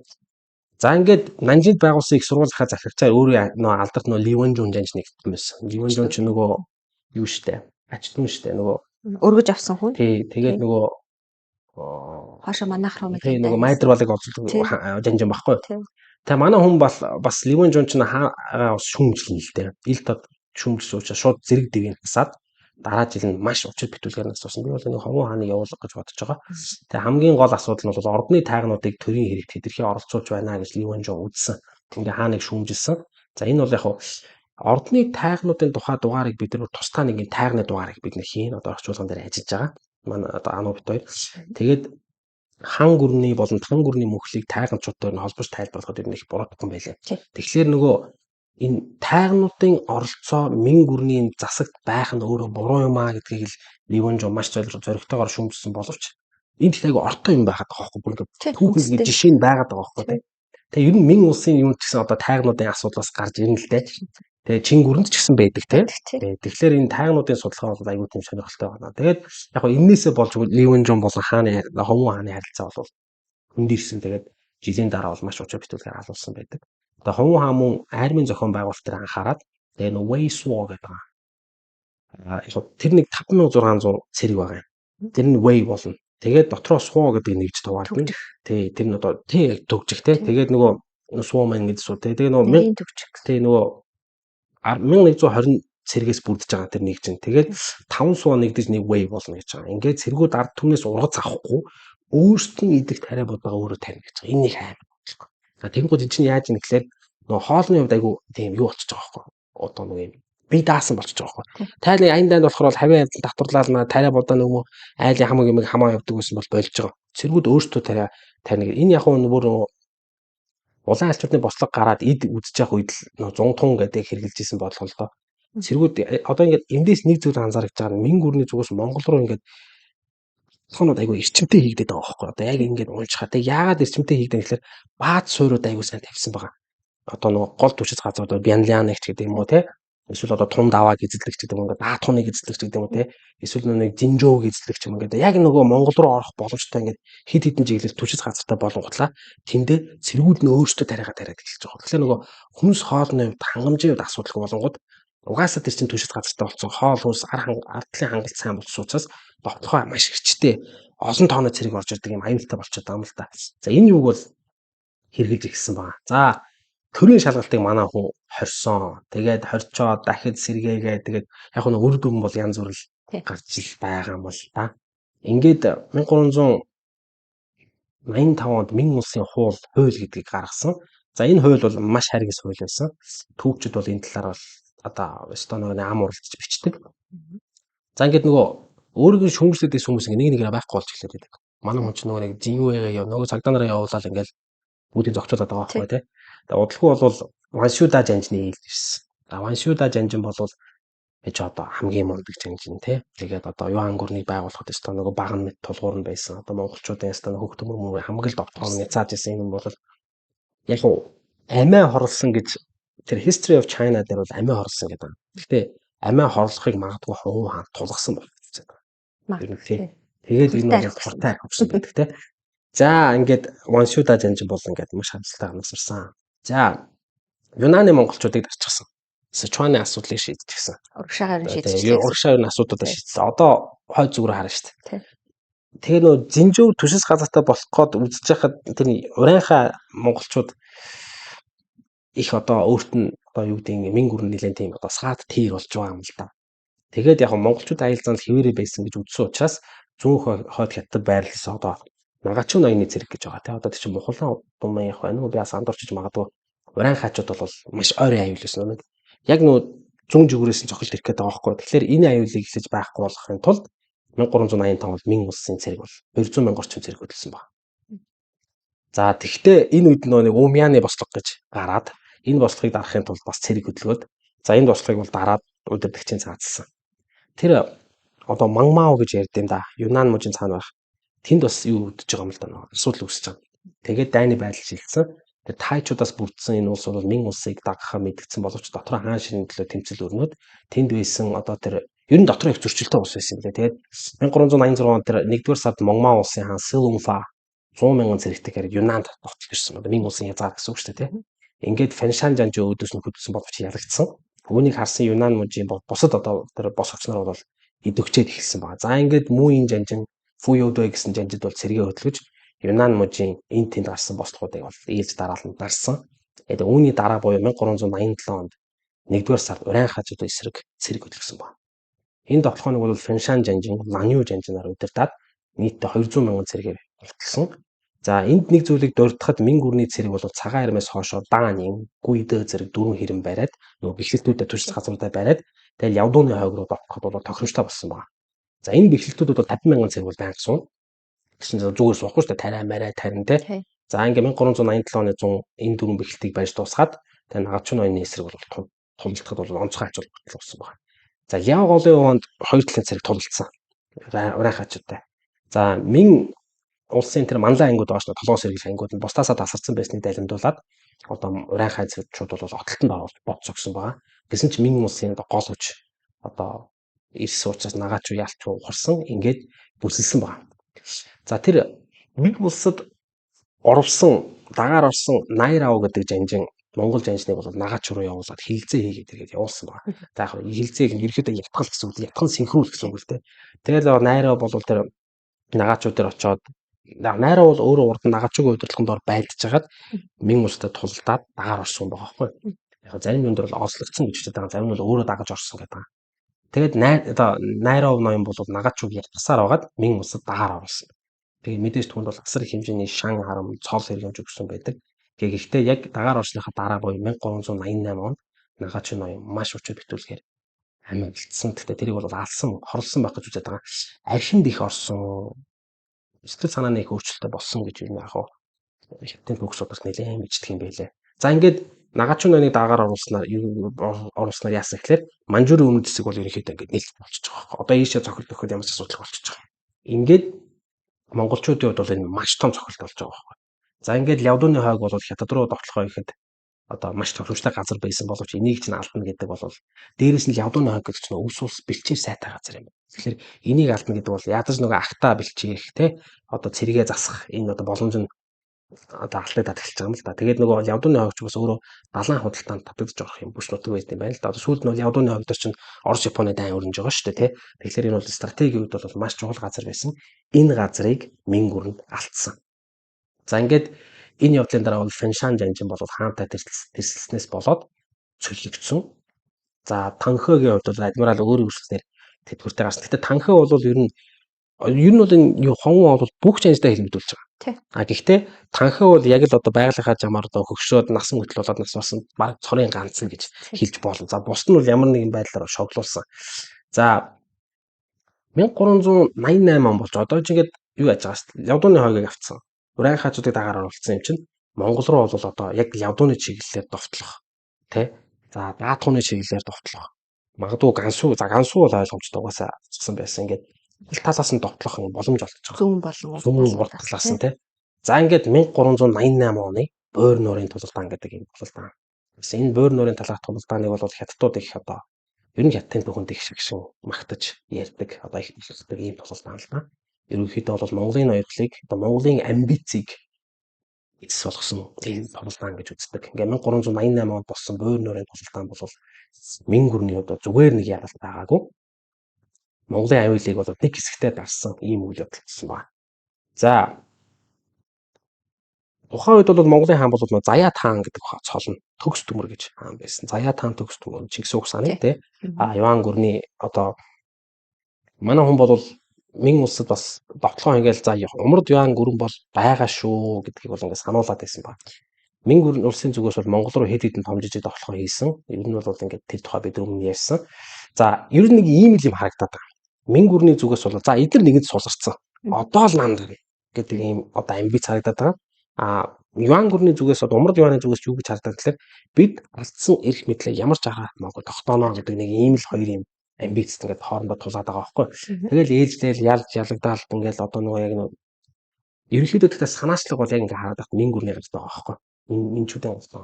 Ингээд 1387 он төлөвлөгөө боловсруулад ингээд Ланью жанжин болчихсон байгаа юм л да. Ланюгийн хувьд ингээд нөгөө нэг хувь хүний жанжны нэг хувь хүний аран шин гэж байдаг шүү дээ тий. Ланю жанжны хувьд бол нэг тийм юу юм шүү. Одоо их тийм Януудыг хараад ахаар хинтээ их төстэй байна. Германы нацист Германы Эрвин Роммелтой их төстэй юм. Эрсдэлт дуртай, эрсдлийг боломж гэж хардаг ийм одоо ингээд нэг хүний санаанд оромгүй сонин тагт хэрэгэлдэг нэг ийм одоо ийм зодтой, залуухан, эрс хүчтэй нэг ийм жанжин байгаа даа байхгүй. Сэтгэл баттай, өнгөр мэдрэмжтэй, шийдэмгийн ийм жанжин байгаа даа тий. Хонвон хааны хамтаар Минг улсыг байгуулахад хүчин зүтгэсэн. Тэгээ нагаачуу ноёноор өдөртөөс урайхан нэрээр эсрэг тулалдаж байсан туршлагатай. Ер нь нагаачууг ялж дагаар оруулснаар бол энэ зам нэгдсэн. Тэгээд яг төгс төмөр чинь бэлэг таан аюу шийдэр нас ороод төгс төмөр захирж байгаа штэ. Тэгээд Майдар балыг бол хаан болгоогүй. Яг тэгэхээр Үнэсэнд байцсан. Тэгээд нөө майдар балыг хаан болгочод Мин улс бас цацгатайг амар байгаа байхгүй юу? Тий. Тэ тэр чинь нэг өөртөө бас энд Мин улс нанжид бахан тэрхийг угааж байгаа шүү дээ. Тийм пропагандаас явж явж хил ус цаана хятад соёлыг ойлгуулдаг тэснээс юм болно шүү дээ. Зүгээр дижигэд байлгаад байхгүй тий. Гэтэл майдар бал хаан болоогүй. Угаасаа ойлгомжтой тий эсэргүүцсэн. Ингээд төгс төмөр хамсан байна. За төгс төмрийн хувьд бол хэрлэн голын хөвөө ойр нуурын сав газар, халахын голын сав газар орд өргөнд ерөөхдөө төвлөрч ийсэн. Ланью жанжин чинийг нь мэдчихсэн. За тэгээ Ланью жанжин дээр нэг зоримог санаа гаргасан байна. За монголчууд намрын адагс хараад эсвэл өвлийн тэргүүр саруудад агт харган байх үедээ дотор газруудад овтлдог. Угаасаа тийм байсан тий. За энэ удаад бид нэр өөрсдийнх нь тактикийг ашиглаад өвлийн үүднэр өөрсдөө довтлоо. Биднийг довтлно гэж хүлээгээгүй байгаа гэдэг санаа гаргасан байна. Тухайд Ховгон хаанд бол энэ бол бүр юм галзуур юм шиг сонсогч юу яриад байгаа юм бэ гэх тий. За тэгтээ өвдлөр дайн хийн. Тий. Тэгэхээр нөгөө ер нь ийм байл да. Хятад цэргийн хувьд ингээд тал газар руу орж дайн хийн гэдэг бол нэг тийм энэ дээр бичснээр штэ. Сэтгэл санааны хувьд нэг ийм одоо нэг юм харамт одоо ингээд нэг юм хүн байх. Тийш монголчууд ч тийш ингээд хятадын цэрэг одоо Мин улсын цэрэг орж ирэхдээ тэнд хүлээгээ сууж байгаа юмтай байх шүү дээ. Мал хуугаа аваад алга болно шүү дээ тийм үү. Тэнгууд ингээд нэг юм илчлүү ийм уудам тал хүн байхгүй, харай ургахгүй, салхитай шивсэн шуурга болдог, ган болдог ийм газар ингээд удаан ингээд мааш ингээд дайснаа олохгүй байгаа юм л да эдгээр чинь ингээд яваад тэгэл энэ яагаад тэр нөх хоол хүнс нь барагдаал ингээд нэг хятад цэргийн тэр Мин улсын цэргийн хувьд бол ингээд тэнд давшин гэдэг бол нэг юм баг тийшээ дайтахаасаа илүү тэр говь цүдийг гатлах гэдэг чинь өөрөө там байгаа байхгүй тий. Тэгэхээр энэ айгу том сорил байдаг. Тэнгууд Ланью жанжин хамаагүй цэргүүдээ сайн бэлдээд хоол хүнс сайн бэлж жаад ботлоо. Яг энийг л ашиглая гэдэг. За тэгэд яг энэ аяндаа өөрөө Мин улсын цэрэгт өөрсдөд насар том эрсдэл байгаа байхгүй бас. Ингээл Ланью жанжины хувьд бол хурд болон гинтийн довтлохоноор энэ одоо Монгол цэргийг бол цогцноо гэдэг ингээд ийг бол ойлгосон байна. За хамгийн гол нь Ланью жанжны барьсан тактик бол тийм байна. Мин улсын цэргүүд юу гэж ойлгосон вэ? Төгс төмрийн удирдлаганд маш сайн бэлтгэгдсэн 20 мянган монгол цэрэг байгаа, морин цэрэг байгаа гэдгийг ойлгож байсан. Судалгаа сайтай. Тагнуулын мэдээ авсан байсан. Тийм учраас тэр 20 мянган цэргийг л хөдлөхгүй байх хэрэгтэй. Тэгээ тэр 20 мянган цэргийг одоо нөгөө манай харав өвлөн шийсэн дээр нь барьж аавна гэдэг шиг яг тэгж одоо барьж аавна л гэж тооцсон юм шиг байна. За тэгээд яг Монголын морин цэрэг бол яг цэргийн тоо бол Мин улс сайтай харьцуулахад бага. Гэхдээ нөгөө маневр сайн хийх чадвартай. Тэгээ нөгөө буур нуурын сав газар дорн Монголын тал гэсэн тал учраас тэнд маневр хийх бүрэн боломжтой болчихж байгаа байхгүй. Тэгээд дээрэс нь Монголын морд харвачид мэрэгэн сайн ном нь холын тусгалтай байсан. Тиймээс гиндүүлжил зогсох хэрэгтэй. Хаалт тулаад бол нийлэхгүй гэдгийг ойлгосон байна. За тэнгууд нь өөрөө давуу хүчтэй очих учраас ямар ч байсан буур нурлал Монголыг шахна. Тэр ус руу сэлээд явахгүй нь тодорхой учраас буур нуруу шахаж оруулж байгаад яг тэнд нь бүсэлжил бот нэрнэ гэсэн юм боломжийг л Ланью жанжин бол олж харсан байгаа. Ингээд 1387 оны 12 дугаар сард өвөл тий Ховгон хаан бол Ланью жанжныг дуудаж за тэгээ 150 мянган цэргийг хүнд захируулан төгс төмөр хааныг аруулах, олзолж авах ийм зорилготойгоо тогтолсон байна. За ингээд дүн өвлийн үед нь бол Ланью жанжнаар өдөртсөн Мин улсын их цэрэг цагаан армийг давж хөл нутагт цөмөлж орсон байна. За тал нутгийн өвөл бол чанга 12 сар гэдэг бол өстой эдэг ишгийн хүүтэн гачдаг ийм үйл. Ингээд Мин улсын цэрэг бол маш хүнд нөхцөл бос одоо энэ аялыг хийсэн, хоол хүнс нь барагдсан. За тэгээд төгс төмөр хаан бол бас нэг сул дорой хаан бол байгаагүй. Бас л одоо чадварлаг цэргийн захирагч байсан. Ингээд Мин улсын цэргийг үчигч юу нэг гадарлаж байсан. Ингээд цэргийн тоо хэдийг цөөхөн боловч морин цэргийн хурд одоо маневрлах чадварт нь бол итгэж байсан. Ингээд буур нуурын ирэг дээр байрлаж байгаа нь түүний хувьд бол ашигтай гэж үзсэн ба. Ер нь энэ хөлөн буурын сав газар гэдэг маань өөрөө ингээд одоо татаарууд өгдөг бол авчиж байгаа тийм. Яг энэ хөлөн буурын сав газар гэдэг энэ яг энэ байгалийн хөгжлийг харах юм бол өвс, бэлчээр, ус, ёстой нөгөө малтай хүн бол яг энийг ойлгохоор байхгүй. Тэгээд ёстой л үнэхээр л одоо баян ёстой яваач юм байгаа байхгүй. Ямар санда Тэмүүжин нөгөө тойролд ялгсныхаа дараа халзан эдийн тулаанд ялгсны дараа чихэн гол буур нуурын сав руу устдаг байхгүй. Татаруудын бас ялагддаг байсан шалтгаан буур нуурна гэдэг яаж игээл малаа сэргээгээд идэг байсан учраас тэгээд бэлчээр нэ. Тийм учраас энэ төгс төмөр хааны үед бас тэр аягүй чухал байсан. Одоо хүртэл хөлн буурын тийм байсан. Одоо хятадд намайг сурж хат би яадагсан. Би нэг хөлн нуур боо одоо далайн нуур гэж бид нээлээд байна л да. Энэ чи хөлн нуур. Сүүлд манжууд эзэлж байгаа далайн нуур болчихсон. Түүнээс чи хөлн нуур тэгээ хэрлэн гол, хөлхийн гол, нүмергийн гол, буур нуур гэдэг чинь хөлн буурын сав газар нэг газар байхгүй. Энэ бол үнэхээр гоё. Тэгээ тэр далайн нуур бол хятадд томоороо 5-т ордог нуур байлээ. Тэгээ загасны нөөцөө сар баялаг маш ховор имийн уран бол ургадаг гэдгээр их хасдаг. Тэгэхээр ер нь хятад бол өөрсдөө энэ дээр маш том судалгаа хийсэн байгаа байхгүй. Тэгэхээр яг ийм нутагт бол байрлах нь төгс төмөр хаанд бол чигтэй байсан. За ингээд 1388 он Мин улсын зэрэг ирж байгаа штэ. Тэгээд төгс төмөр хаан бол тэр тагнуулаараа мэдчихэж байгаа. За Мин улсын зэрэг бол ирж чинь тодорхой. Тэгээд чинь тэгэл аантшгүйлтэй хүн манд нүгэл тэр том айрамл явж байгаа юм чинь тэр чинь хүний нүдэнд өртөхгүй юм гэж байхгүй штэ. За тэнгууд төгс төмөр хааны тактик бол занганд оруулна. Ингэж гол хүчийг тасалж оруулж агаад одоо боц өгнө гэсэн төлөвлөлтөй. Ингээд 1388 оны 4-р сард Мин улсын зэрэг бөөр нүрээ хавцаа тулж ирсэн баг. За энэ үед баг усныхаа нөөцийг барж исэн гэж байгаа өөр юм бид нар. Тэгээд бас Монголоос нэг хэдэн хүн олцсон. Тэднэрээ бас зам заалгаад яваад байна гэдэг байгаа байхгүй юу. Тэгээд нөгөө хэд бас булаг шанд оруулаад ингэ яваад исэн баг. Ингээд 4-р сарын 9-ний өдөр одоо хамаг усны нөөцөд барчаад исэн. Мин улсын одоо лангюж ажлын зэрэг бол бөөр нураас барагцаал бол 60 км зайтай буудалсан баг. 4-р сарын 11-нд. Ингээд төгс төмөр хааны хувьд бол бөөр нуурын хавцаа нуталж байгааг тагнуулын мэдээ бол ирээд идэг. Яг хаана байгааг мэддэггүй. Тэгээд яг ингээл тэргээр хайж байгаа юм л да. Тэгээд яг лангюж ажлын тэр үеж сандарсан баг. За энэ систем ухааны юм бодоод ингэжсэн чинь юу ч одоо ингээд ер нь ингээд нэг умар зүг рүү дайн гэдэг чинь тэр олон цэргийн цалин, пүнлүү, хоол, хүн, сувц, сунар, хангамжгал одоо Мин улсын одоо санхүү бол бас энэ хөөрхөн хотооноо да тийм ээ. За тэгэнгუთ буцах нэг хэцүү. Тэ? Нэг амжилтгүй болоод буцаад юу ч хийгээгүй тэ. Тэгээд одоо тулалт уу яах вэ гэдэг ингээд эргэлзээд эхэлж. Хинтээ тулалт уу тэгээд дайсан байхгүй тэ ингээд хайгаад өөрөө яваад тэр хоолнд хамаг хоол молоо бараад уусч байгаа байхгүй. Тэгэнгუთ нь Вамби жанж ингээд хажууд нэвчсэн туслах жанж гэсэн ба. Ухрахгүй. Одоо бол яг одоо авиагүй буцахгүй гэсэн юм шиг байна. Тэгээд үзнэ тэгээд. За ингээд яг тэр ингээд Монгол руу аяндаа ингээд буцаад ингээд ухраад байвал ингээд Мин улсын цэргүүдийн сэтгэл зүйн морал бас унтгаад байгаа байхгүй тий. Тийм учраас лангюж жанж бол цаашаа давшилтаа үргэлжлүүлсэн байна. За ингээд төгс төмөр хааны өргөө бөөр нуурын 100 хойд ирэх байгаа талаар мэдээ ирсэн. За лангюж жанжин давшилтаа үргэлжлүүлээд бөөр нуурын оролцоо ер нь байрлаад тэг юу яаж байгаа. Аль тал нь усандаа ойрхон байна. Монголын цэрэг бол Мингийн цэрэг те. Ингээд уснасаа олдохгүй те. Гол нь үндсэн тэндээ байгаа шүү дээ те. За тийм учраас лангюж жанжин бол Монгол цэрэгийг яасан ба. За газ бүслэт авъя задгаа талд гаргаж болохгүй. Задгаа талд гаргах юм бол наад чи бид дийлэхгүйгээд ингээд ус мөөр нуурын усны шахаж ирсэн ба. Ингээд Мин улсын хайран бол хойд газар нутгаа сайн мэдгүй. Дээрээс нь усны онцлолд орсон байсан.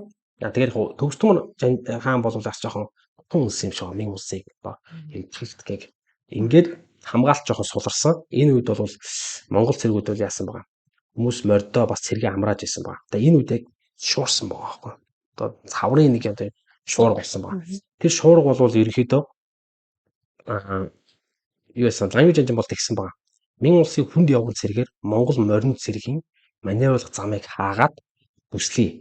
Дээрээс нь яг энэ шуургыг далимдуулаад яг Монголд одоо монголчуудад мэддэхгүйгээр байрлалаа эзэлж ачтай байрлалыг төрүүлж эзлэе гэсэн баг. Ингээд үүрээр яг тэр шуурганы тэр үүрээр Мин улсын цэрэг гинтийн дайралтаа эхлүүлсэн баг. Төгс төмөр хаан гинтийн тоглоход өртсөн. Тулалдаан бол хоёр талаас маш шир өгсөн. Аль аль нь бэлтгэлтэй байсан. Ингээд цус асгаруулсан ширүүн тулалдааны үр дүнд бол толгойн яалтчгүй ширүүн байсан учраас Монголын тал ухаарч эхэлсэн баг. Ингээд Мин улсын үл бол үлэмж дотоо тэр хүнд явган цэргийн ангууд бол Монгол морин цэргийн хөдөлгөөнийг ийм замаар тулалдсан. Тэгээд төгс төмөр хаан ойр орчмын хүмүүстэйгээ тэндээс ухарсан. Ингээд энэ тулалдаан бол ялалт хэнийг болсон тодорхой тий. Бөөр нойрын тулалдаанд бол Мин улсын цэрэг ялалт байгуулсан. Төгс төмөр хааны гэр бүл хан хөвгүү язгууртнууд Мин улсын цэрэгт олзлогдсон. Ерөнхийдөө л олон хүн олзлогдсон юм шиг байна. Мэдээ зэрэг мал хуу бол маш их олзлсон. Ингээд Мин улсын цэрэг монголчуудыг бөөр нойрын дэргэд боцсон огсныхоо дараа бол нийтдээ нэг за тэр олзлогдсон хүний тоог гаргасан байсан 77 мянган орчим одоо хүн тэгээд 40 мянга орчим морь тэгээд 4840 тэмээ 3 мянган тэрэг 112 мянган хонь олзлсон ба. Тэгээд юан гүрний жанжид болох одоо халдсан болон манз нар бол маш хүчтэй эсэргүүцсэн боловч амь өргөдсөн.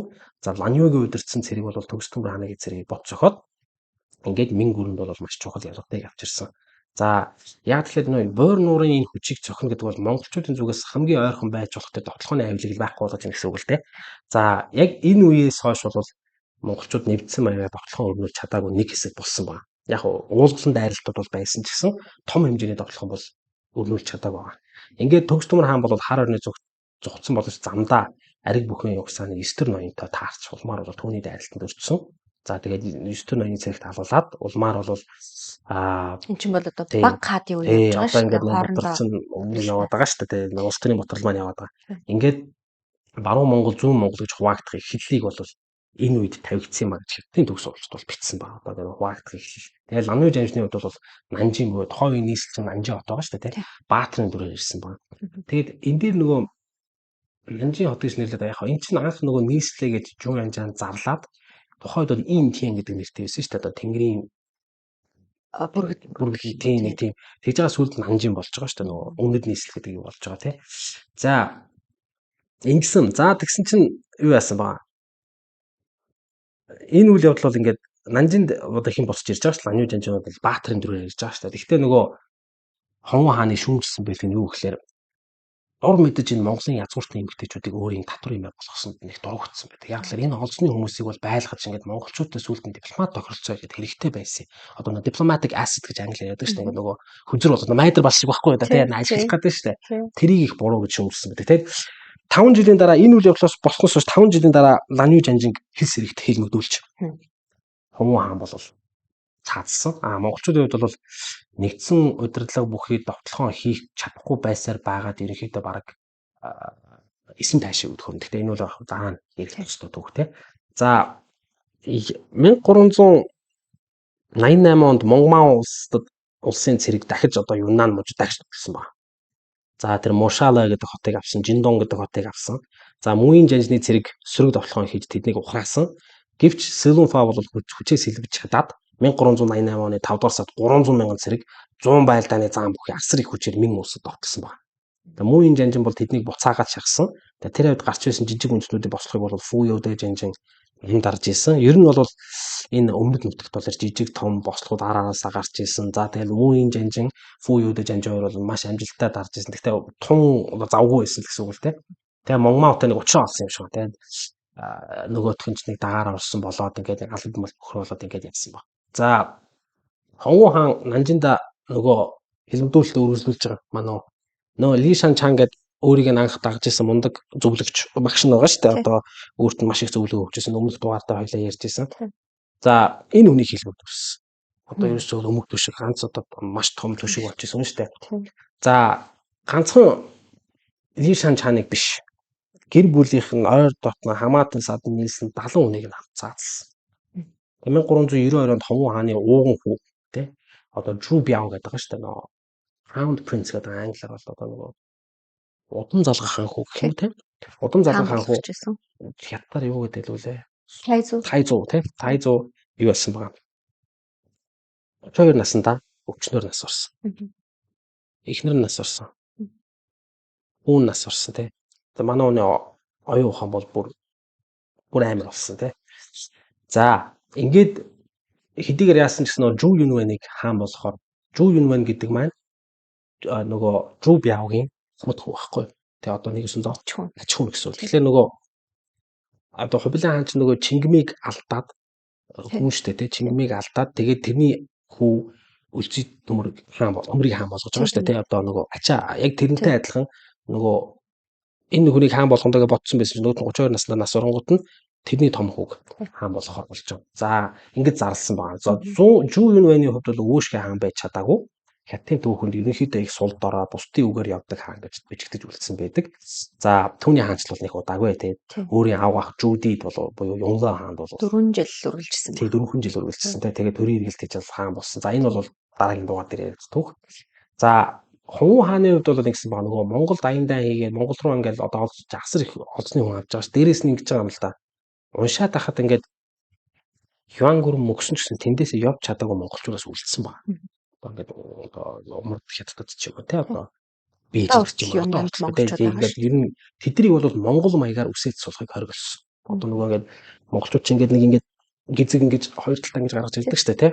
Тэгээ одоо тэрийг бол хориглоод нөгөө хан үндэстний яг нэг ингээд нэг ард дээр нэг боодог штэ хятадууд тий. Яг тэгж засахыг тушаасан. Тэгээд хэрвээ монголчууд тэгээд ингэж байгаа. Монгол маягаар үсээд засахыг хориглож байгаа. Монгол дээл өмсөхийг хориглож байгаа.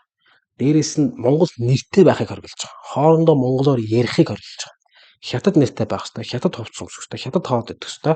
Тэгээд хятад үсний засалтаа засах хэрэгтэй. Хэрвээ энийг зөрчсөн байх юм бол одоо шинэ үсээ Монгол маягаар зассан байх бол засуулсан болон зассан нэг хоёулангийн тайган болгоод цөлнө. Ийм шийтгэл байсан байна. Тэгээд ийм одоо тулгалтуудыг хийсэн байна. За нөгөө хааны доор байгаа нөгөө Жиньи Вэй нөгөө нууц цагдаа нар чинь божигнуулаад яваад байгаа шүү дээ. Тэнгэрч өстөө хөндлөө алхаж байгаа шүү дээ. Тэр нөхдүүд Ланью Жанжны өргөөнөөс 10,000 шиг Японы катана авсан байна. Нөгөө юм сэлэм Японы нөгөө самурайны сэлэм. За энэ нөхөр яг төрийн эсрэг бослог гаргах чинь. Тэгээд нөгөө Ланью Жанжныгаа өөр нууранд асар том ялалт байгуулсан юм шүү дээ. Тэр үнийг цаазсан байна. Ингээ 1394 оны 12 дугаар сард Фуёд, Ванди, Фэншан гэсэн 3 жанжныг бол ээлж дараалан цаазсан. Зарим нь жамаа орлсон. 1397 онд Кам үндэстнүүд дахин бослог гаргасан нөгөө Камууд. Тий нөгөө. Тэдний газраас нь хөөгөөд нөгөө уул руу шахчихсан байсан нөгөө партизаны дайнаа хийгээд байгаа шүү дээ манай. Олон жил явсан чи буугаад ирж байгаа шүү дээ. Ингээд Мин улсын сэрэг дахиж хөдөлгөөд энэ бослогыг бол дарсны дараа бол Монгман улсын хаан Силунфагийн асуудал дахиж хөндөгдөж байгаа. Нөгөө нөхөр чинь их буутай болцсон. Тэ их буутай болцсон. За ингээд юу яасан ба тэ чи яаж байгаа? Харин технологи ер нь будын шашин машин аваад яг тэр нэг тэр Монгман тэр улсад нь л асуудал үүсгүүд манай хүн Мин улс руу зүхтаагаад ирж байгаа байхгүй. Тэгээ Мин улсаас тусгаж гуйж байгаа. Тэгэнгүүт Мин улсын хувьд бол энэ чинь айгүй гой шалтгаан байхгүй. Тэгээ цэргээ оруулах. Оо өстө баг яаж тийшээ орж эдрийг дарах вэ гэж байжсэн нөхөр чи өөрөө тусгаж гонгод нөгөө хаста азны юм гээд тэгээ цэргээ оруулсан байгаа. За ингээд Мин улс тийшээ цэргээ оруулаад ингээд Силунфанг буцаагаад байр сууринд нь тавьсан. Ингээд 1398 оны 12 сард бол Жүүдид хамгийн сүүлж байгаа захидлыг Хонгу хаан бичсэн байна. Одоо тийч нөгөө тухайн үед чинь Жүүди чинь одоо Юнлан хааны хаалт одоо 4 хүн шүү дээ тийм. Том хүн өгцөн. Жүүби авч том хүн те Жушуан, Жуган тэр хоёр нь бас нас орцсон. Ингээд хамгийн ахмад хүн Жүүди болж байгаа байхгүй. Тэгээд хил хязгаараа сайн сахиж байгаарэ гэдэг юм даалгаврыг өгсөн байна. За ягаад монголчууд айлч байгаад байгаа байхгүй тийм. Ингээд 1398 оны 6 сарын 24-нд Хонгу хаан нас орсон. 1368 онд хаан суусан гэдэг чинь 330 жил төр болсон юм байна тийм. Ямар ч байсан өөрийнх нь хүсэлтээр бол оршуулгын ажилд нь бол гон хүүгүүдийг бол оролцуулаагүй. Ингээд Жүү Янжаны хаанчлалын эрүүг үе ер нь их чанга хатуу нууцлагдмал ийм одоо хэрэгс байсан гэдгээр нэлээд амжилтдаг. Төр байж байхын 30 жилийн хугацаанд бол хууль дүр маш чанга байсан. Тарианы талбайдуудыг бас сэргээсэн. Жүү Янжаны хувьд бас нэг чухал зүйл нь монголчуудын тоглоомыг удаа дараа нэг цааж исэн. Жүү Янжаны хаанчлалын үед бол хятадын хүн ам 70 сая болж нэмэгдсэн байдаг. Гэхдээ татвар бол нэмэгдсэн. Нэг жилд авдаг байсан татвар биш үү? Жүү Янжаны хаанчлалын үед нэг жилд авдаг байсан татвар юан гүрний нэг жилд авдаг байсан татвараас 3 дахин их гэсэн үг байна. За 1398 он хүртэл буюу нас бартлаа хаан ширээнд суусан. Тэгээ түүний дараа бол ачин Жүү Юнмэн бол төр барьсан. За Жүү Янжан хятадын түүхэнд хүндтэй байр суурь бол эзэлдэг. Учир нь бол 100 гаруй жил хятад ноёрсон монголчуудыг бол одоо их нутгаасаа хөөж Мин улсыг байгуулж чадсан. Хятадын төрийг хятад хүн барих болсон тэдний хувьд бол маш том ололт гэж үздэг. За монголчууд ялагдаж юан гүрэн мөхөх болсон хамгийн гол шалтгаан мэдээж хэрэг монголчуудын ийм нэгдэлгүй байдал, хоорондын зөрчил тэмцэл, мөн одоо хаан ширээ булаацалдахтай жанжидын хоорондын одоо амбиц өрсөлдөөн, дээрээс нь одоо жанжид одоо энэ зурсны байгалийн гамшиг эдийн засаг энийг дагсан эдийн засгийн одоо хүндрэлүүд зэрэг одоо энэ зүйлүүд нь бол хятадуудад бол одоо ахын үндэстнүүдэд бол маш том боломж олгосон гэж үздэг юм байна. Ингээд хэцүү ч гэсэн Мин улсын анхны хаан Жүү Янжаны дипломат арга зал, байлдааны тактик, зохион байгуулах чадвар Сахилга Баатыг бас одоо сүнлэхгүй байх аргагүй тийм ээ бас энэний хүчинд бас хятад ялалт тэгэхээр энэ бол хятадын ялалтанд бол нөлөөсөн гэж үздэг. За Юнан мужид таслагдсан монголчууд игнэлт одоо тэндээ үлдсэн. Ингээ юан гүр мөрсний дараа ч гэсэн тэднийг уусгаж авах болохыг хятадууд бол маш эрчимтэй барьж байсан. За тухайлбал одоо гэр бүлийн тий одоо монголуудаа гэрлэхийг хорж исэн тий зөвсний застыг хорьсон нэр усаа хэрэглэхийг хорьсон гэх мэтчлэн ингээд ер нь бол ийм бол байсан. За түүнийг залгамжилж гарч ирсэн 20 настай Жүү Юнмэн буюу чхүүн бол хаан болоод за тэр Зэн Вэн Ди гэх юм уу ханзаар нь унших юм бол одоо төрийг засагч гэх юм уу хаан болсон. За энэ хүний намтар бол удаан хаанчлал бол явцтай бол аавчлыг үлдээ тийм ээ. 1398-аас 1302 оны үед 4 жил байсан. Ийм. За энэ хааныхаа намтар руу энэ хааны намтар руу хоёлоо оръё тийм ээ. За энэ дээр анууд маань Жүү Янжан дээр өөр нэмж хэлэх зүйл байсан уу? Эсвэл биений бодсон чамаа ганц. Зүү янжин дээр нэмж хэлэхэд бол яг өөрийнх нөгөө хөвүү гээд оных нь нэр нь бол аваа цэргийн хүч гэж байгаа. Тэгээ энэнгүүрээ яг одоо бүх химийг цэргийн хүчээр одоо тэр сүлд гаргаж ирж байгаа JE гэдэг одоо цэргүүд ч гэсэн бас цэргийн хүчээр бүх химийг дарж штэ. Тэгэд энэ хүчтэй агуу бодлогыг олж ирсэн. Мөн өөрийнх нь нэр болох Зүү Янжан гэдэг нэр нь бол Зүү гэдэг бол овог байгаа. Мөн улаан гэсэн нэрийг бас агуулж идэм байна. Улаан гэсэн утгыг агуулж идэг. Тэгээ Юан гэдэг бол өөрөө одоо агуу хүчтэй тэгээд оргил моргил гэсэн утгатай мөн одоо Юан гүрнийг илтгэж хэлж байгаа юм байна. Юан гэдэг. Жан гэдэг бол дуудлагаараа бол тамга тэмдэг. Мөн нөгөө утгаараа бол одоо хаш үзүүртэй хутга гэсэн утгыг бас агуулт юм байна. Тэгээд энэ хүн яагаад өөрийнхөө нэрийг өөрчлөө Зүү Янжан болгосон гэвэл Юан гүрнийг мөхөх хурц үзүүртэй хаш утга гэж одоо утгыг илэрхийлж байгаа юм. Тэгээд өөрийнхөө нэрээрээ бас хэлж байгаа. Юан гүрнийг мөхөнөө. Өнөө тий одоо ч нөгөө яг бослогт нэгдээд Зүү Янжан гэдэг нэрийг авч байгаа шүү дээ. Тэрнээс өмнө бол Зүү Жунба гэдэг өөр нэртэй байгаа шүү дээ. Жунба гэдэг бол жун гэдэг чинь давтах гэсэн. Ба гэдэг чинь одоо баялаг маялаг.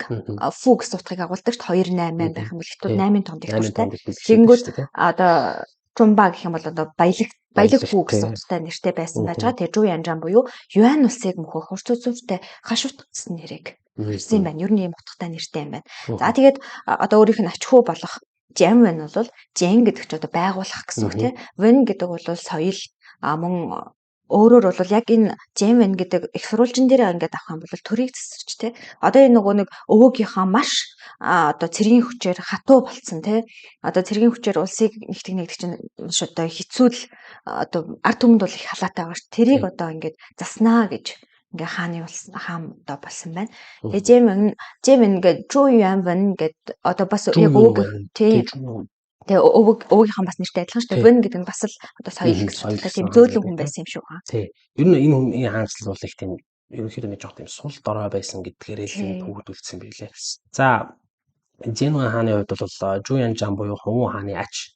За түүний том хүү бол Зүү Бяогийн хүү Зүү Юнвэн Хонву хааны нас орсны дараа хан болсон байна. За түүний засаглал бол яг 50 үе гэж бас нэг хэсэг ярьдаг. За тэр яг ер нь хамгийн шийдмгийн бус сул дорой бусдын үгээр байсан мэтэр үздэг бас төвчд байдаг. За ингээд энэ хүнийг бол Зүүди буюу ав ах нь тийм ээ. Одоо Юнлэ хаан бол дөрөвдөх хүн. Юнлэ хааны дөрөвдөх. Одоо хиний Зүү Янжаны дөрөвдөх хүү. Юнлэ чинь одоо Зүү Юнвэний ав ах нь гэж байна. Тэгэхээр ав ах нь бол түлхэж унаж байгаа шүү дээ тийм ээ. 1377 оны 12 дугаар сарын 5-нд буюу Мин улсыг үндэслэнээс бараг 10 жилийн дараа нийслэл Нанжин хотод хаан ширийг залгах одоо ханхүүгийн одоо гэр бүлтнийг мэдээ ирсэн нь бол Зүү Юнвэн мэндэлсэн байна. Хэдийгээр дээрээ нэг ахтай боловч тэр ах нь бол 7 настай нас барсан. Тийм учраас бол Зүү Юнвэн бол одоо аавынхаа орыг залгахаар болсон байна. Зүү Бяогийн хүүхд. Зүү Бяогийн хүүхд гэсэн. Тэгээ аавынхаа адилаар нэлээд дүлгөөн зөөлөн хүн байсан. Күнзийн сургаалыг багасаа сонирхож исэн. Тэгээ 1392 оны хавар түүний аав нь бол Зүү Бяо бол 32 настай нас орсон. Гинтийн хүлээнээс орсон. Энэ нь бол Мин гүрний хаан ширийг хэн залгамжлах вэ гэдэг асуудлыг гаргаж ирсэн. Уг нь бол Зүү Бяог төрсэн цагаас нь эхлэн Хонву бол өөрөө бэлдэжсэн байна. Гэхдээ тийм зүйл болоогүй. Ингээд Зүү Юнвэнийг бол хаан ширийн залгамжлуулахаар болсон байна. Хонву хаан ач хүүдэд туслахаар өөрийн итгэл занжил аюуг томилсон боловч нөгөө эцэстээ өөр зүйлсүүдээ хэлбдүүл арилсан. 1395 он Зүү Юнвэн гэрэлсэн удалгүй Зүү Вангуй гэдэг нэртэй хүүтэй болсон байна. За бага насны талаарх мэдээлэл юм баг. Магадгүй нөгөө манай дараа нь хаан болсон нөгөө Юнлэ чинь энэ хүний намтрыг бол сайхан энэ хүний намтрыг устгаад өөрийнх нь намтрыг дахиж бичсэн хүн шүү дээ. Зүүдийн хаан бол тийм авах хаан. Тийм таамаг бол байдаг. За Хонву хаан бол хөвгүүдтэй улсын хил дагуу нөгөө ингээд цэрэг захируулаад байрлуулсан байгаа шүү дээ. Гэвч Хонву хааны эхний 3 хүү болох за Зүү Бяо, Зүү Ган, Зүү Шуан нарнаас барснаар Зүүди бол хамгийн том хүн болоод үлдчихэж байгаа. Ингээ Хонву хаан 1398 онд нас орсон. Тэгээ Зүү Юнвэн бол 20 настай хаан болсон. За ер нь бол нэг тийм дөлгөөн тэгээд нэг тийм хүн л байсан юм шиг байна. Тэгээд ер нь бол штэ яг тайган одоо ингээд өөрийнхөө зөвлгүүдээс аюу хамааралтай болсон. Ер нь баг шийдвэрийг тэд нар л гаргадаг. Тэгээд тэдний нэрэнд одоо ингээд шийдвэр гаргадаг юм байсан. Бас 20 настай юм чинь тийм. Ингээд нөгөө тэр зөвлгүүдийн нэг юм бол Цитай гэж хүн байгаа. Зэнвэн хааны багш байсан тэр Хуанзэр Чан. За тэгээ бас нэг хүн байсан Фан Сяо гэдэг. За тэгээд ер нь яг энэ хүмүүсийн аавуудыг бас Хонву хаан хэлмэгдүүлсэн байт юм байна. Тэгээд яг өөрсдөө ингээд хичээл зүтгэлийн хачаар гарч ирч чадсан. Хамгийн одоо ойрын 3 зүйлийг энэ болж таарч байгаа юм л да. За мэн гүрнийг шинжлэх хэрэгтэй, засаглалтанд өөрчлөлт оруулахыг хүсэж исэн, өмнө нь татан буулгасан яамдуудыг сэргээсэн, хүмүүсийг томилсон, эзэн хааны их сургуулийн үйл ажиллагааг сэргээсэн, хуучны хэвээрээ байхыг хүссэн хүмүүс бас байгаа шүү дээ, тий. Тэгээд ингээд хуулийн хит хатуу заалтуудыг хүчингүй болгосон. За ингээд сайд нарын их мэдлийг бол жанжидын их мэдлийн хэмжээнд авчирсан байна. За Хонгуй хааны үед гарсан хатуу ширээ хуулиудыг цуцалсан, олон жил хил сэргээр хэлмэгдсэн хоригдсон хүмүүсийг шоронгоос суллалсан, татварын шудраг бус байдлыг эргэн хараад бүгд адил тэнцүү байдлаар татвар төлдөг болох хэрэгтэй гэж үзсэн. Хонгуй хааны эрх мэдлийг юу яах вэ? Хонгуй хаан бол эрх мэдлийг хаан дээр төлрүүлсэн бол Зэн Вэний хувьд бол нөгөө юу яасан байгаа штэ. Жохон ингээд эрх мэдлээ засаглаараа өөрчилж гисэн байгаа. За ер нь яг сон хүүгүүдийн хувьд одоо Хонгуй хааны хаан хүүгүүдийн хувьд бол ингээд хязгаар нутгуудад сэрэг захираад байгаа штэ. Харахад эрх мэдлэлтэй юм шиг боловч өөрийн гэсэн эрх мэдлэг үндэ байхгүйсэн гэдэг байгаа байхгүй тийм. Тэгээ минь улсад бол яг тухайн үед ингээд цаасан дээр хүчтэй байсан болохоос биш яг үнэндээ байдал бол нэг тийм сайн байгаагүй. За зөвлөхүүд нь аажмаар хаанд их хэмжээгээр нөлөөлөөд улмаар өөрсдийн дураар төрийн эргийг мэдэх болсон. Энэ ч бусдад анзаарагдаж эхэлсэн. За Хонгуй хааны үед бол яг хэрвээ ийм байл л да. Хан хүүгүүд ингээд хязгаар нутагт цэрэг захираа сууж байгаа тийм. Хаанд аюул очих юм бол цэрэгээрээ туслах юм үүрэгтэй юм байна л да. Тэгээд ийм зохицуултаа байсан. Гэхдээ энэ бол Хонгуй хааны цаасан дээр бичсэн зүйл болохоос биш бод байдалтай яг тийм байж чадахгүй гэсэн нэг асуудал тийм. За Зэн Вэн хааны хувьд бол сайдууд нь бол мэдээж үнийг сайн мэдчихсэн учраас хамгийн түрүүнд яасан ба энэ хан хүүгүүдийн тий одоо Хонгуй хааны хан хүүгүүдийн эрх мэдлийг нь унаах ёстой. Тэдний ингэж ерөөхдөө байхгүй болох ёстой гэдэг. Ийм ятгаж бас зөвшөөрүүлж чадсан байна. За яг энэ системээр хан улсаас яг тэгж исэн байлээ. Ингээд хязгаар нутгууд хан хүүгүүдийг ингэ суулгадаг гэсэн. Тэгээд яг эндээс нь бол хан гүрэнд бас асуусан бослог гарч ирсэн байлээ. Хан хүүгүүдийн бослог гарч ирсэн байлээ. Тийм учраас энийг гаргуулах тулд одоо эдгээр чинь ингээд эрх мэдэлтэй шин залуу хаан гараад ирсэн байдаг. Тийм учраас юу яасан ба?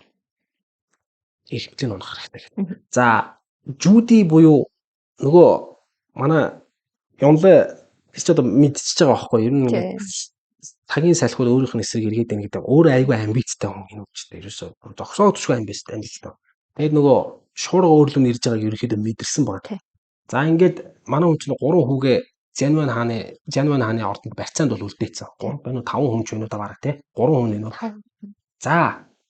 За нөө Зэн Вэн хаан бол шууд ангаа эхлүүлсэн. Яаж эхлүүлсэн гэхээр Хонгуй хааны 5 дахь хүү болох Жүү сууг барьж авсан.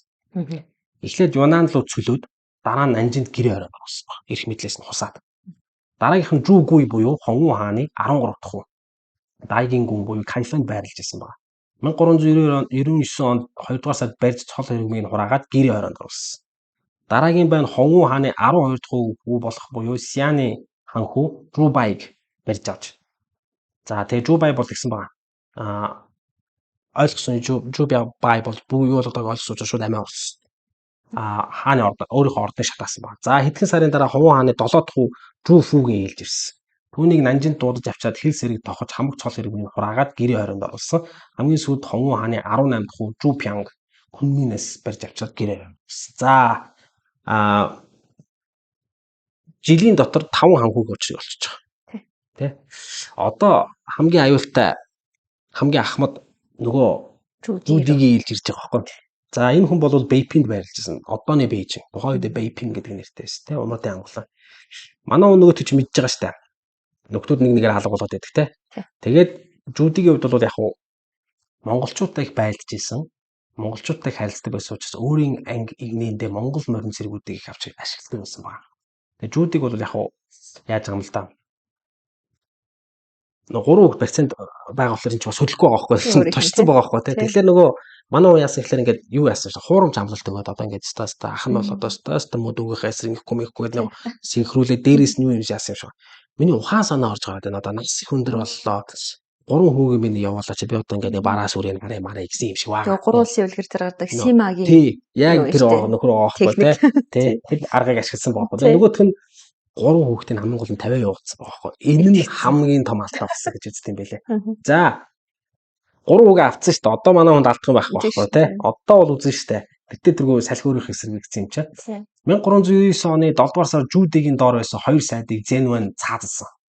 За ингээд тэг Жүүди их айхтар тайгнуудыг ч ашигласан байгаа байхгүй. Нанжины хааны ордон тайгнуудыг тайгнууд чинь ингээд нөгөө гүлийчүүд ингээд нэг юм сул дорой ингээд яваад байгаа юм шиг мөртлөө амар их юм сонсон тэд нар чинь те мэдээлэл нь тэгэнгუთ тэнд болж исэн юмыг л дор нь цаашаа явуулаад исэн байгаа байхгүй. Тэгээ Жуди бол Нанжины хааны ордонд юу болж байгааг бүгдийг мэдчихсэн гэж байгаа. Тэнд бүр ингээд тайгнуудаа тагнуулуудаа оруулаад тэнд бүр ингээд хүрээлэлтэй болоо те. Тэгээд ер нь Нанжинлуу довтлоход бол хаалга нээхэд бэлэн нөхдүүдийг тэнд альдснээс ингэж мэдэж ирсэн байгаа байхгүй. За Жуди бослог гаргасан. 8 дугаар сарын 5-нд шууд Бээжинд хяналтаа тогтонгуудлаа. Иргэн тойрногийн суйрангуудад дайрчихсан. За тэгэнгუთ нь энэ ч ингээд иргэний дан гарч байгаа. Одоо Жуди буюу ав ах нь чи Янван гэдэг баха. Яниван гэдэг баха те.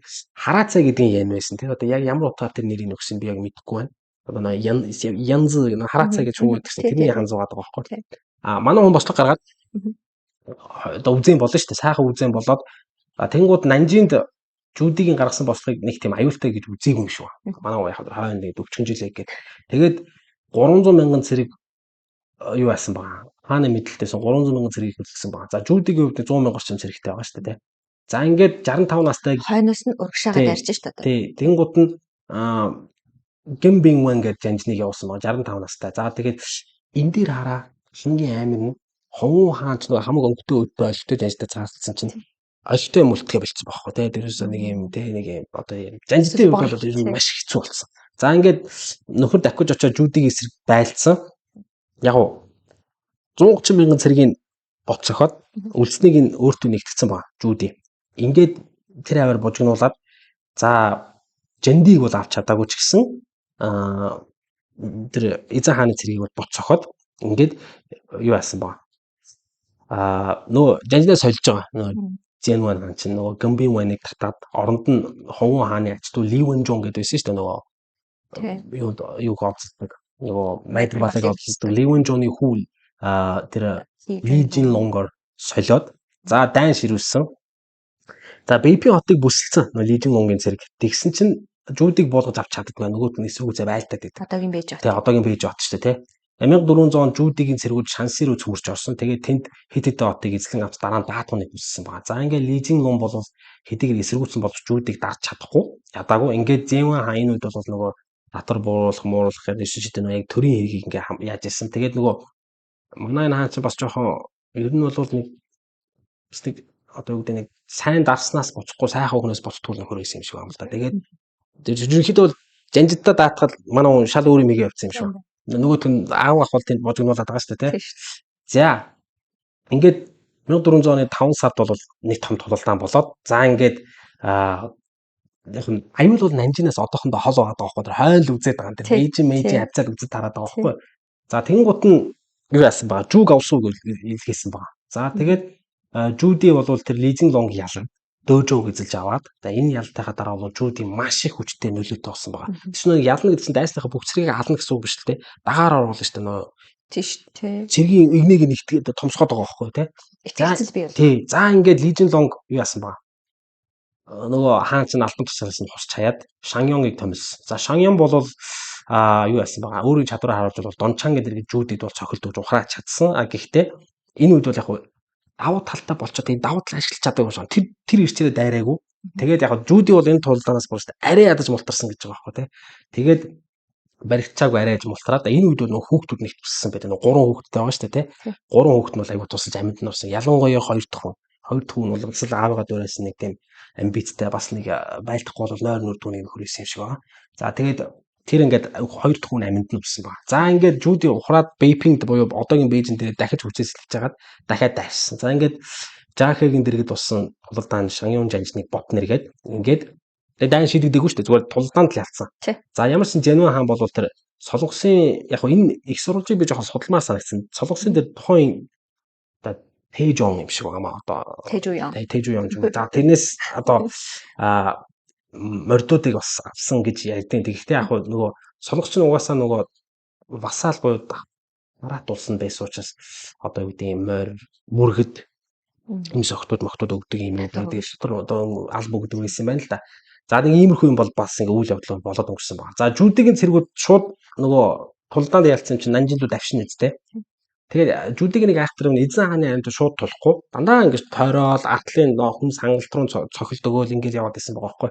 За эзэн хааны айран бол давуу талаа нэгэд алдсан. За энэ үед Ваншуудагийн хүү алдарч Жанжин Ваншуудагийн хүү Шүү Хуйзуу Жанжин 5 дугаар сарын 23-нд Жүүдид бас л хүн цохилдож ухраач чадсан гэвч бүрэн дарж авч чадаагүй.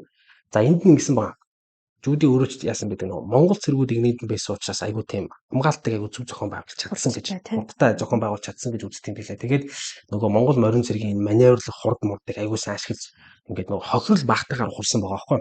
Ямар ч байсан. За тэгээд Жүүди чинь бууж өгөхгүй юм л да дахиад цэргээ засаж байгаа дахиад дайраад ороод ирсэн. Шууд Нанжилууд тарсан маань гол гатлал Нанжил ороод ирсэн. Нанжил руу хийсэн давшилт маш амжилттай болж Нанжины хааны ордонд байрлаж исэн маш олон сайдууд шууд Жүүдигийн тал урууж орсон баг. Энэ дээр нөгөө хөхмөрөн дээр бол тулдаа энэ чинь зэрэг тулдаан болж байгаа. Хөхмөрөн дээр ч нэг байлдаал хуурай газар дээрс нэг үзэл тэгээд нөгөө эсвэр олон энэ Нанжины одоо эзэн хааны Жэнвэн хааны тэр сайдуудыг жанжтыг өөртөө ингээд уруулж аваад гэсэн байгаа байхгүй. Ингээд Нанжин олж ирэхэд Нанжиныг хашаа голчихсон. Уусчихэд. Зүудийн юмнууд. Энэ бол хамгийн нөхдөд байгаа шүү дээ. Шунгуулсан нөхдөд байгаа шүү дээ.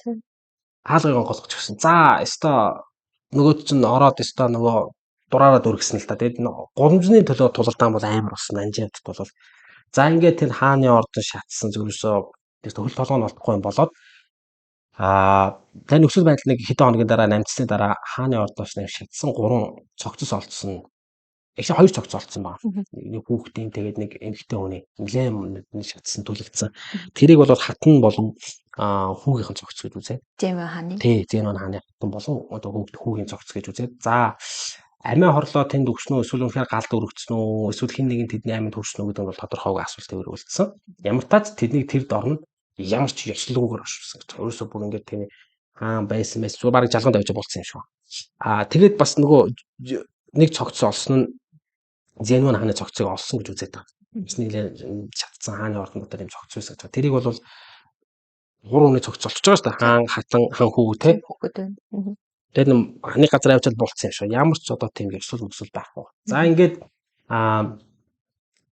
одоо чинь яг тэр хаан залуу хаан чинь Зэнвэн чинь 2 хүүхэдтэй байсан ба. Том хүн хамт үхэд бага хүн 1 настай үлдсэн байгаа байхгүй. За тэр амьд хөлцсөн хүүг бол Жүү Вангуй гэдэг хүү олзож аваад гэрээ оройнд орсон. Энэ хүүг бол насаар нь гэрээ оройд байлгасан. 55 таад нь гэрээ оройос гаргаад 56 таадаа нас орсон.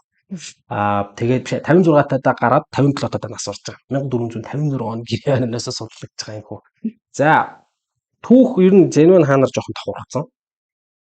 Ямар тааш түүний богино нэрийн хүү маш юм үнэлтэйгээр дууссан. За түүний хаан суусан нэг бол түүхэнд үлдэхийг Унлаа хаан бол хүсээгүй. Тэгээд шууд түүний хаан суусан 4 жилиг шууд Ховон хааны намт руу оролцсон тий. Тэгээд сүүлд нь бүр хизээ 1595 онд Ванли гэдэг хаан бол түүний намтрыг сэргээж Мин улсын хаад ажиг салтанд оруулсан байдаг. Гэхдээ энд нэг сонирхолтой түүх би дээр юун дээрээс уншиж байсан. Жүүдигийн довтлсноор одоо тэнд нэг 90 настай нэлээд өндөр настай лам Юнанаас 1440 онд орж ирээд өөрийнхөө хиний Зэмэн гэж зарлж орж ирсэн байгаа байхгүй. Яг байцаалтанд өмнө хүлээсэн л биш болж таарсан байж оронд нас орсон тий. Тэгээд юу яасан баа. Тэгээд энэ домог шиг юм ярьдсан би Зэнвэн хаан бол зүхтаагаад ингээд аглаг бөглүүлэн лам болоод ингээд амьд үлдсэн гэсэн домгийг бол яг уу ингээд энэ бол яригддаг юм домог юм байлаа гэдэг процесс нь байхгүй. За ингээд шинэ хаан гарч ирлээ. Энэ хүн бол Ёнгло буюу Жүүди хаан гарч ирж байгаа.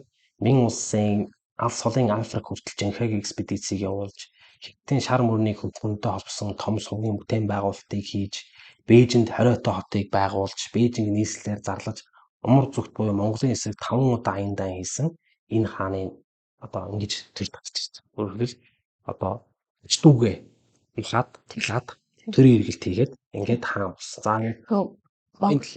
энэ Ёнгло хааны энэ хаанчлыг бол зөв Мин улсын алтан үе гэж үздэг юм байлээ. Тийм. Монголын зөв 5 удаа аяндаа хийсэн гэсэн шиг одоо яг энд чинь бас төрийн эргэлт гараад байгаа шүү дээ. Тухайн үед Монголын нутаг дэвсгэр дээр ямар байсан бэ гэхээр элбэг нэг үсч хаан байсан байна. Тэр маань бол одоо Юан гүрний хамгийн сүүлчийн хаан Тогоон төмрийн ач хүн юм байна. Энэ хүн болохоор яг бас нөгөө баруун Монгол зөв монголоор хуваагдсан. Тэгээ хоорондоо бас үцэлцээд нэг иймэрхүү нөхцөл байдалтай Юнлаа хаан одоо тэр урд Мин гүрний хаан болоод энд элбэг нэгүсгч хаан байсан байна. Манай Монголын төгсгөр дээр тий. За ингээд ерөөхдөө Хонгу хаан болон Зянван хааны намтрын дүрээд дуусч байна. За их сурвалжаа дурдах юм бол эндийг энэ дугаарыг гаргахад нэлээд олон их сурвалжийг ашигласан. За The Great History, The Battle of Boer Lake 1388 буюу Boer-ны тултаа ингээд энэ подкаст байсан. За Afro-Asian History гэдэг дээр The Battle of Boer Lake гэдэг. The Battle of Boer Lake that ended the Mongol dominance over China гэж.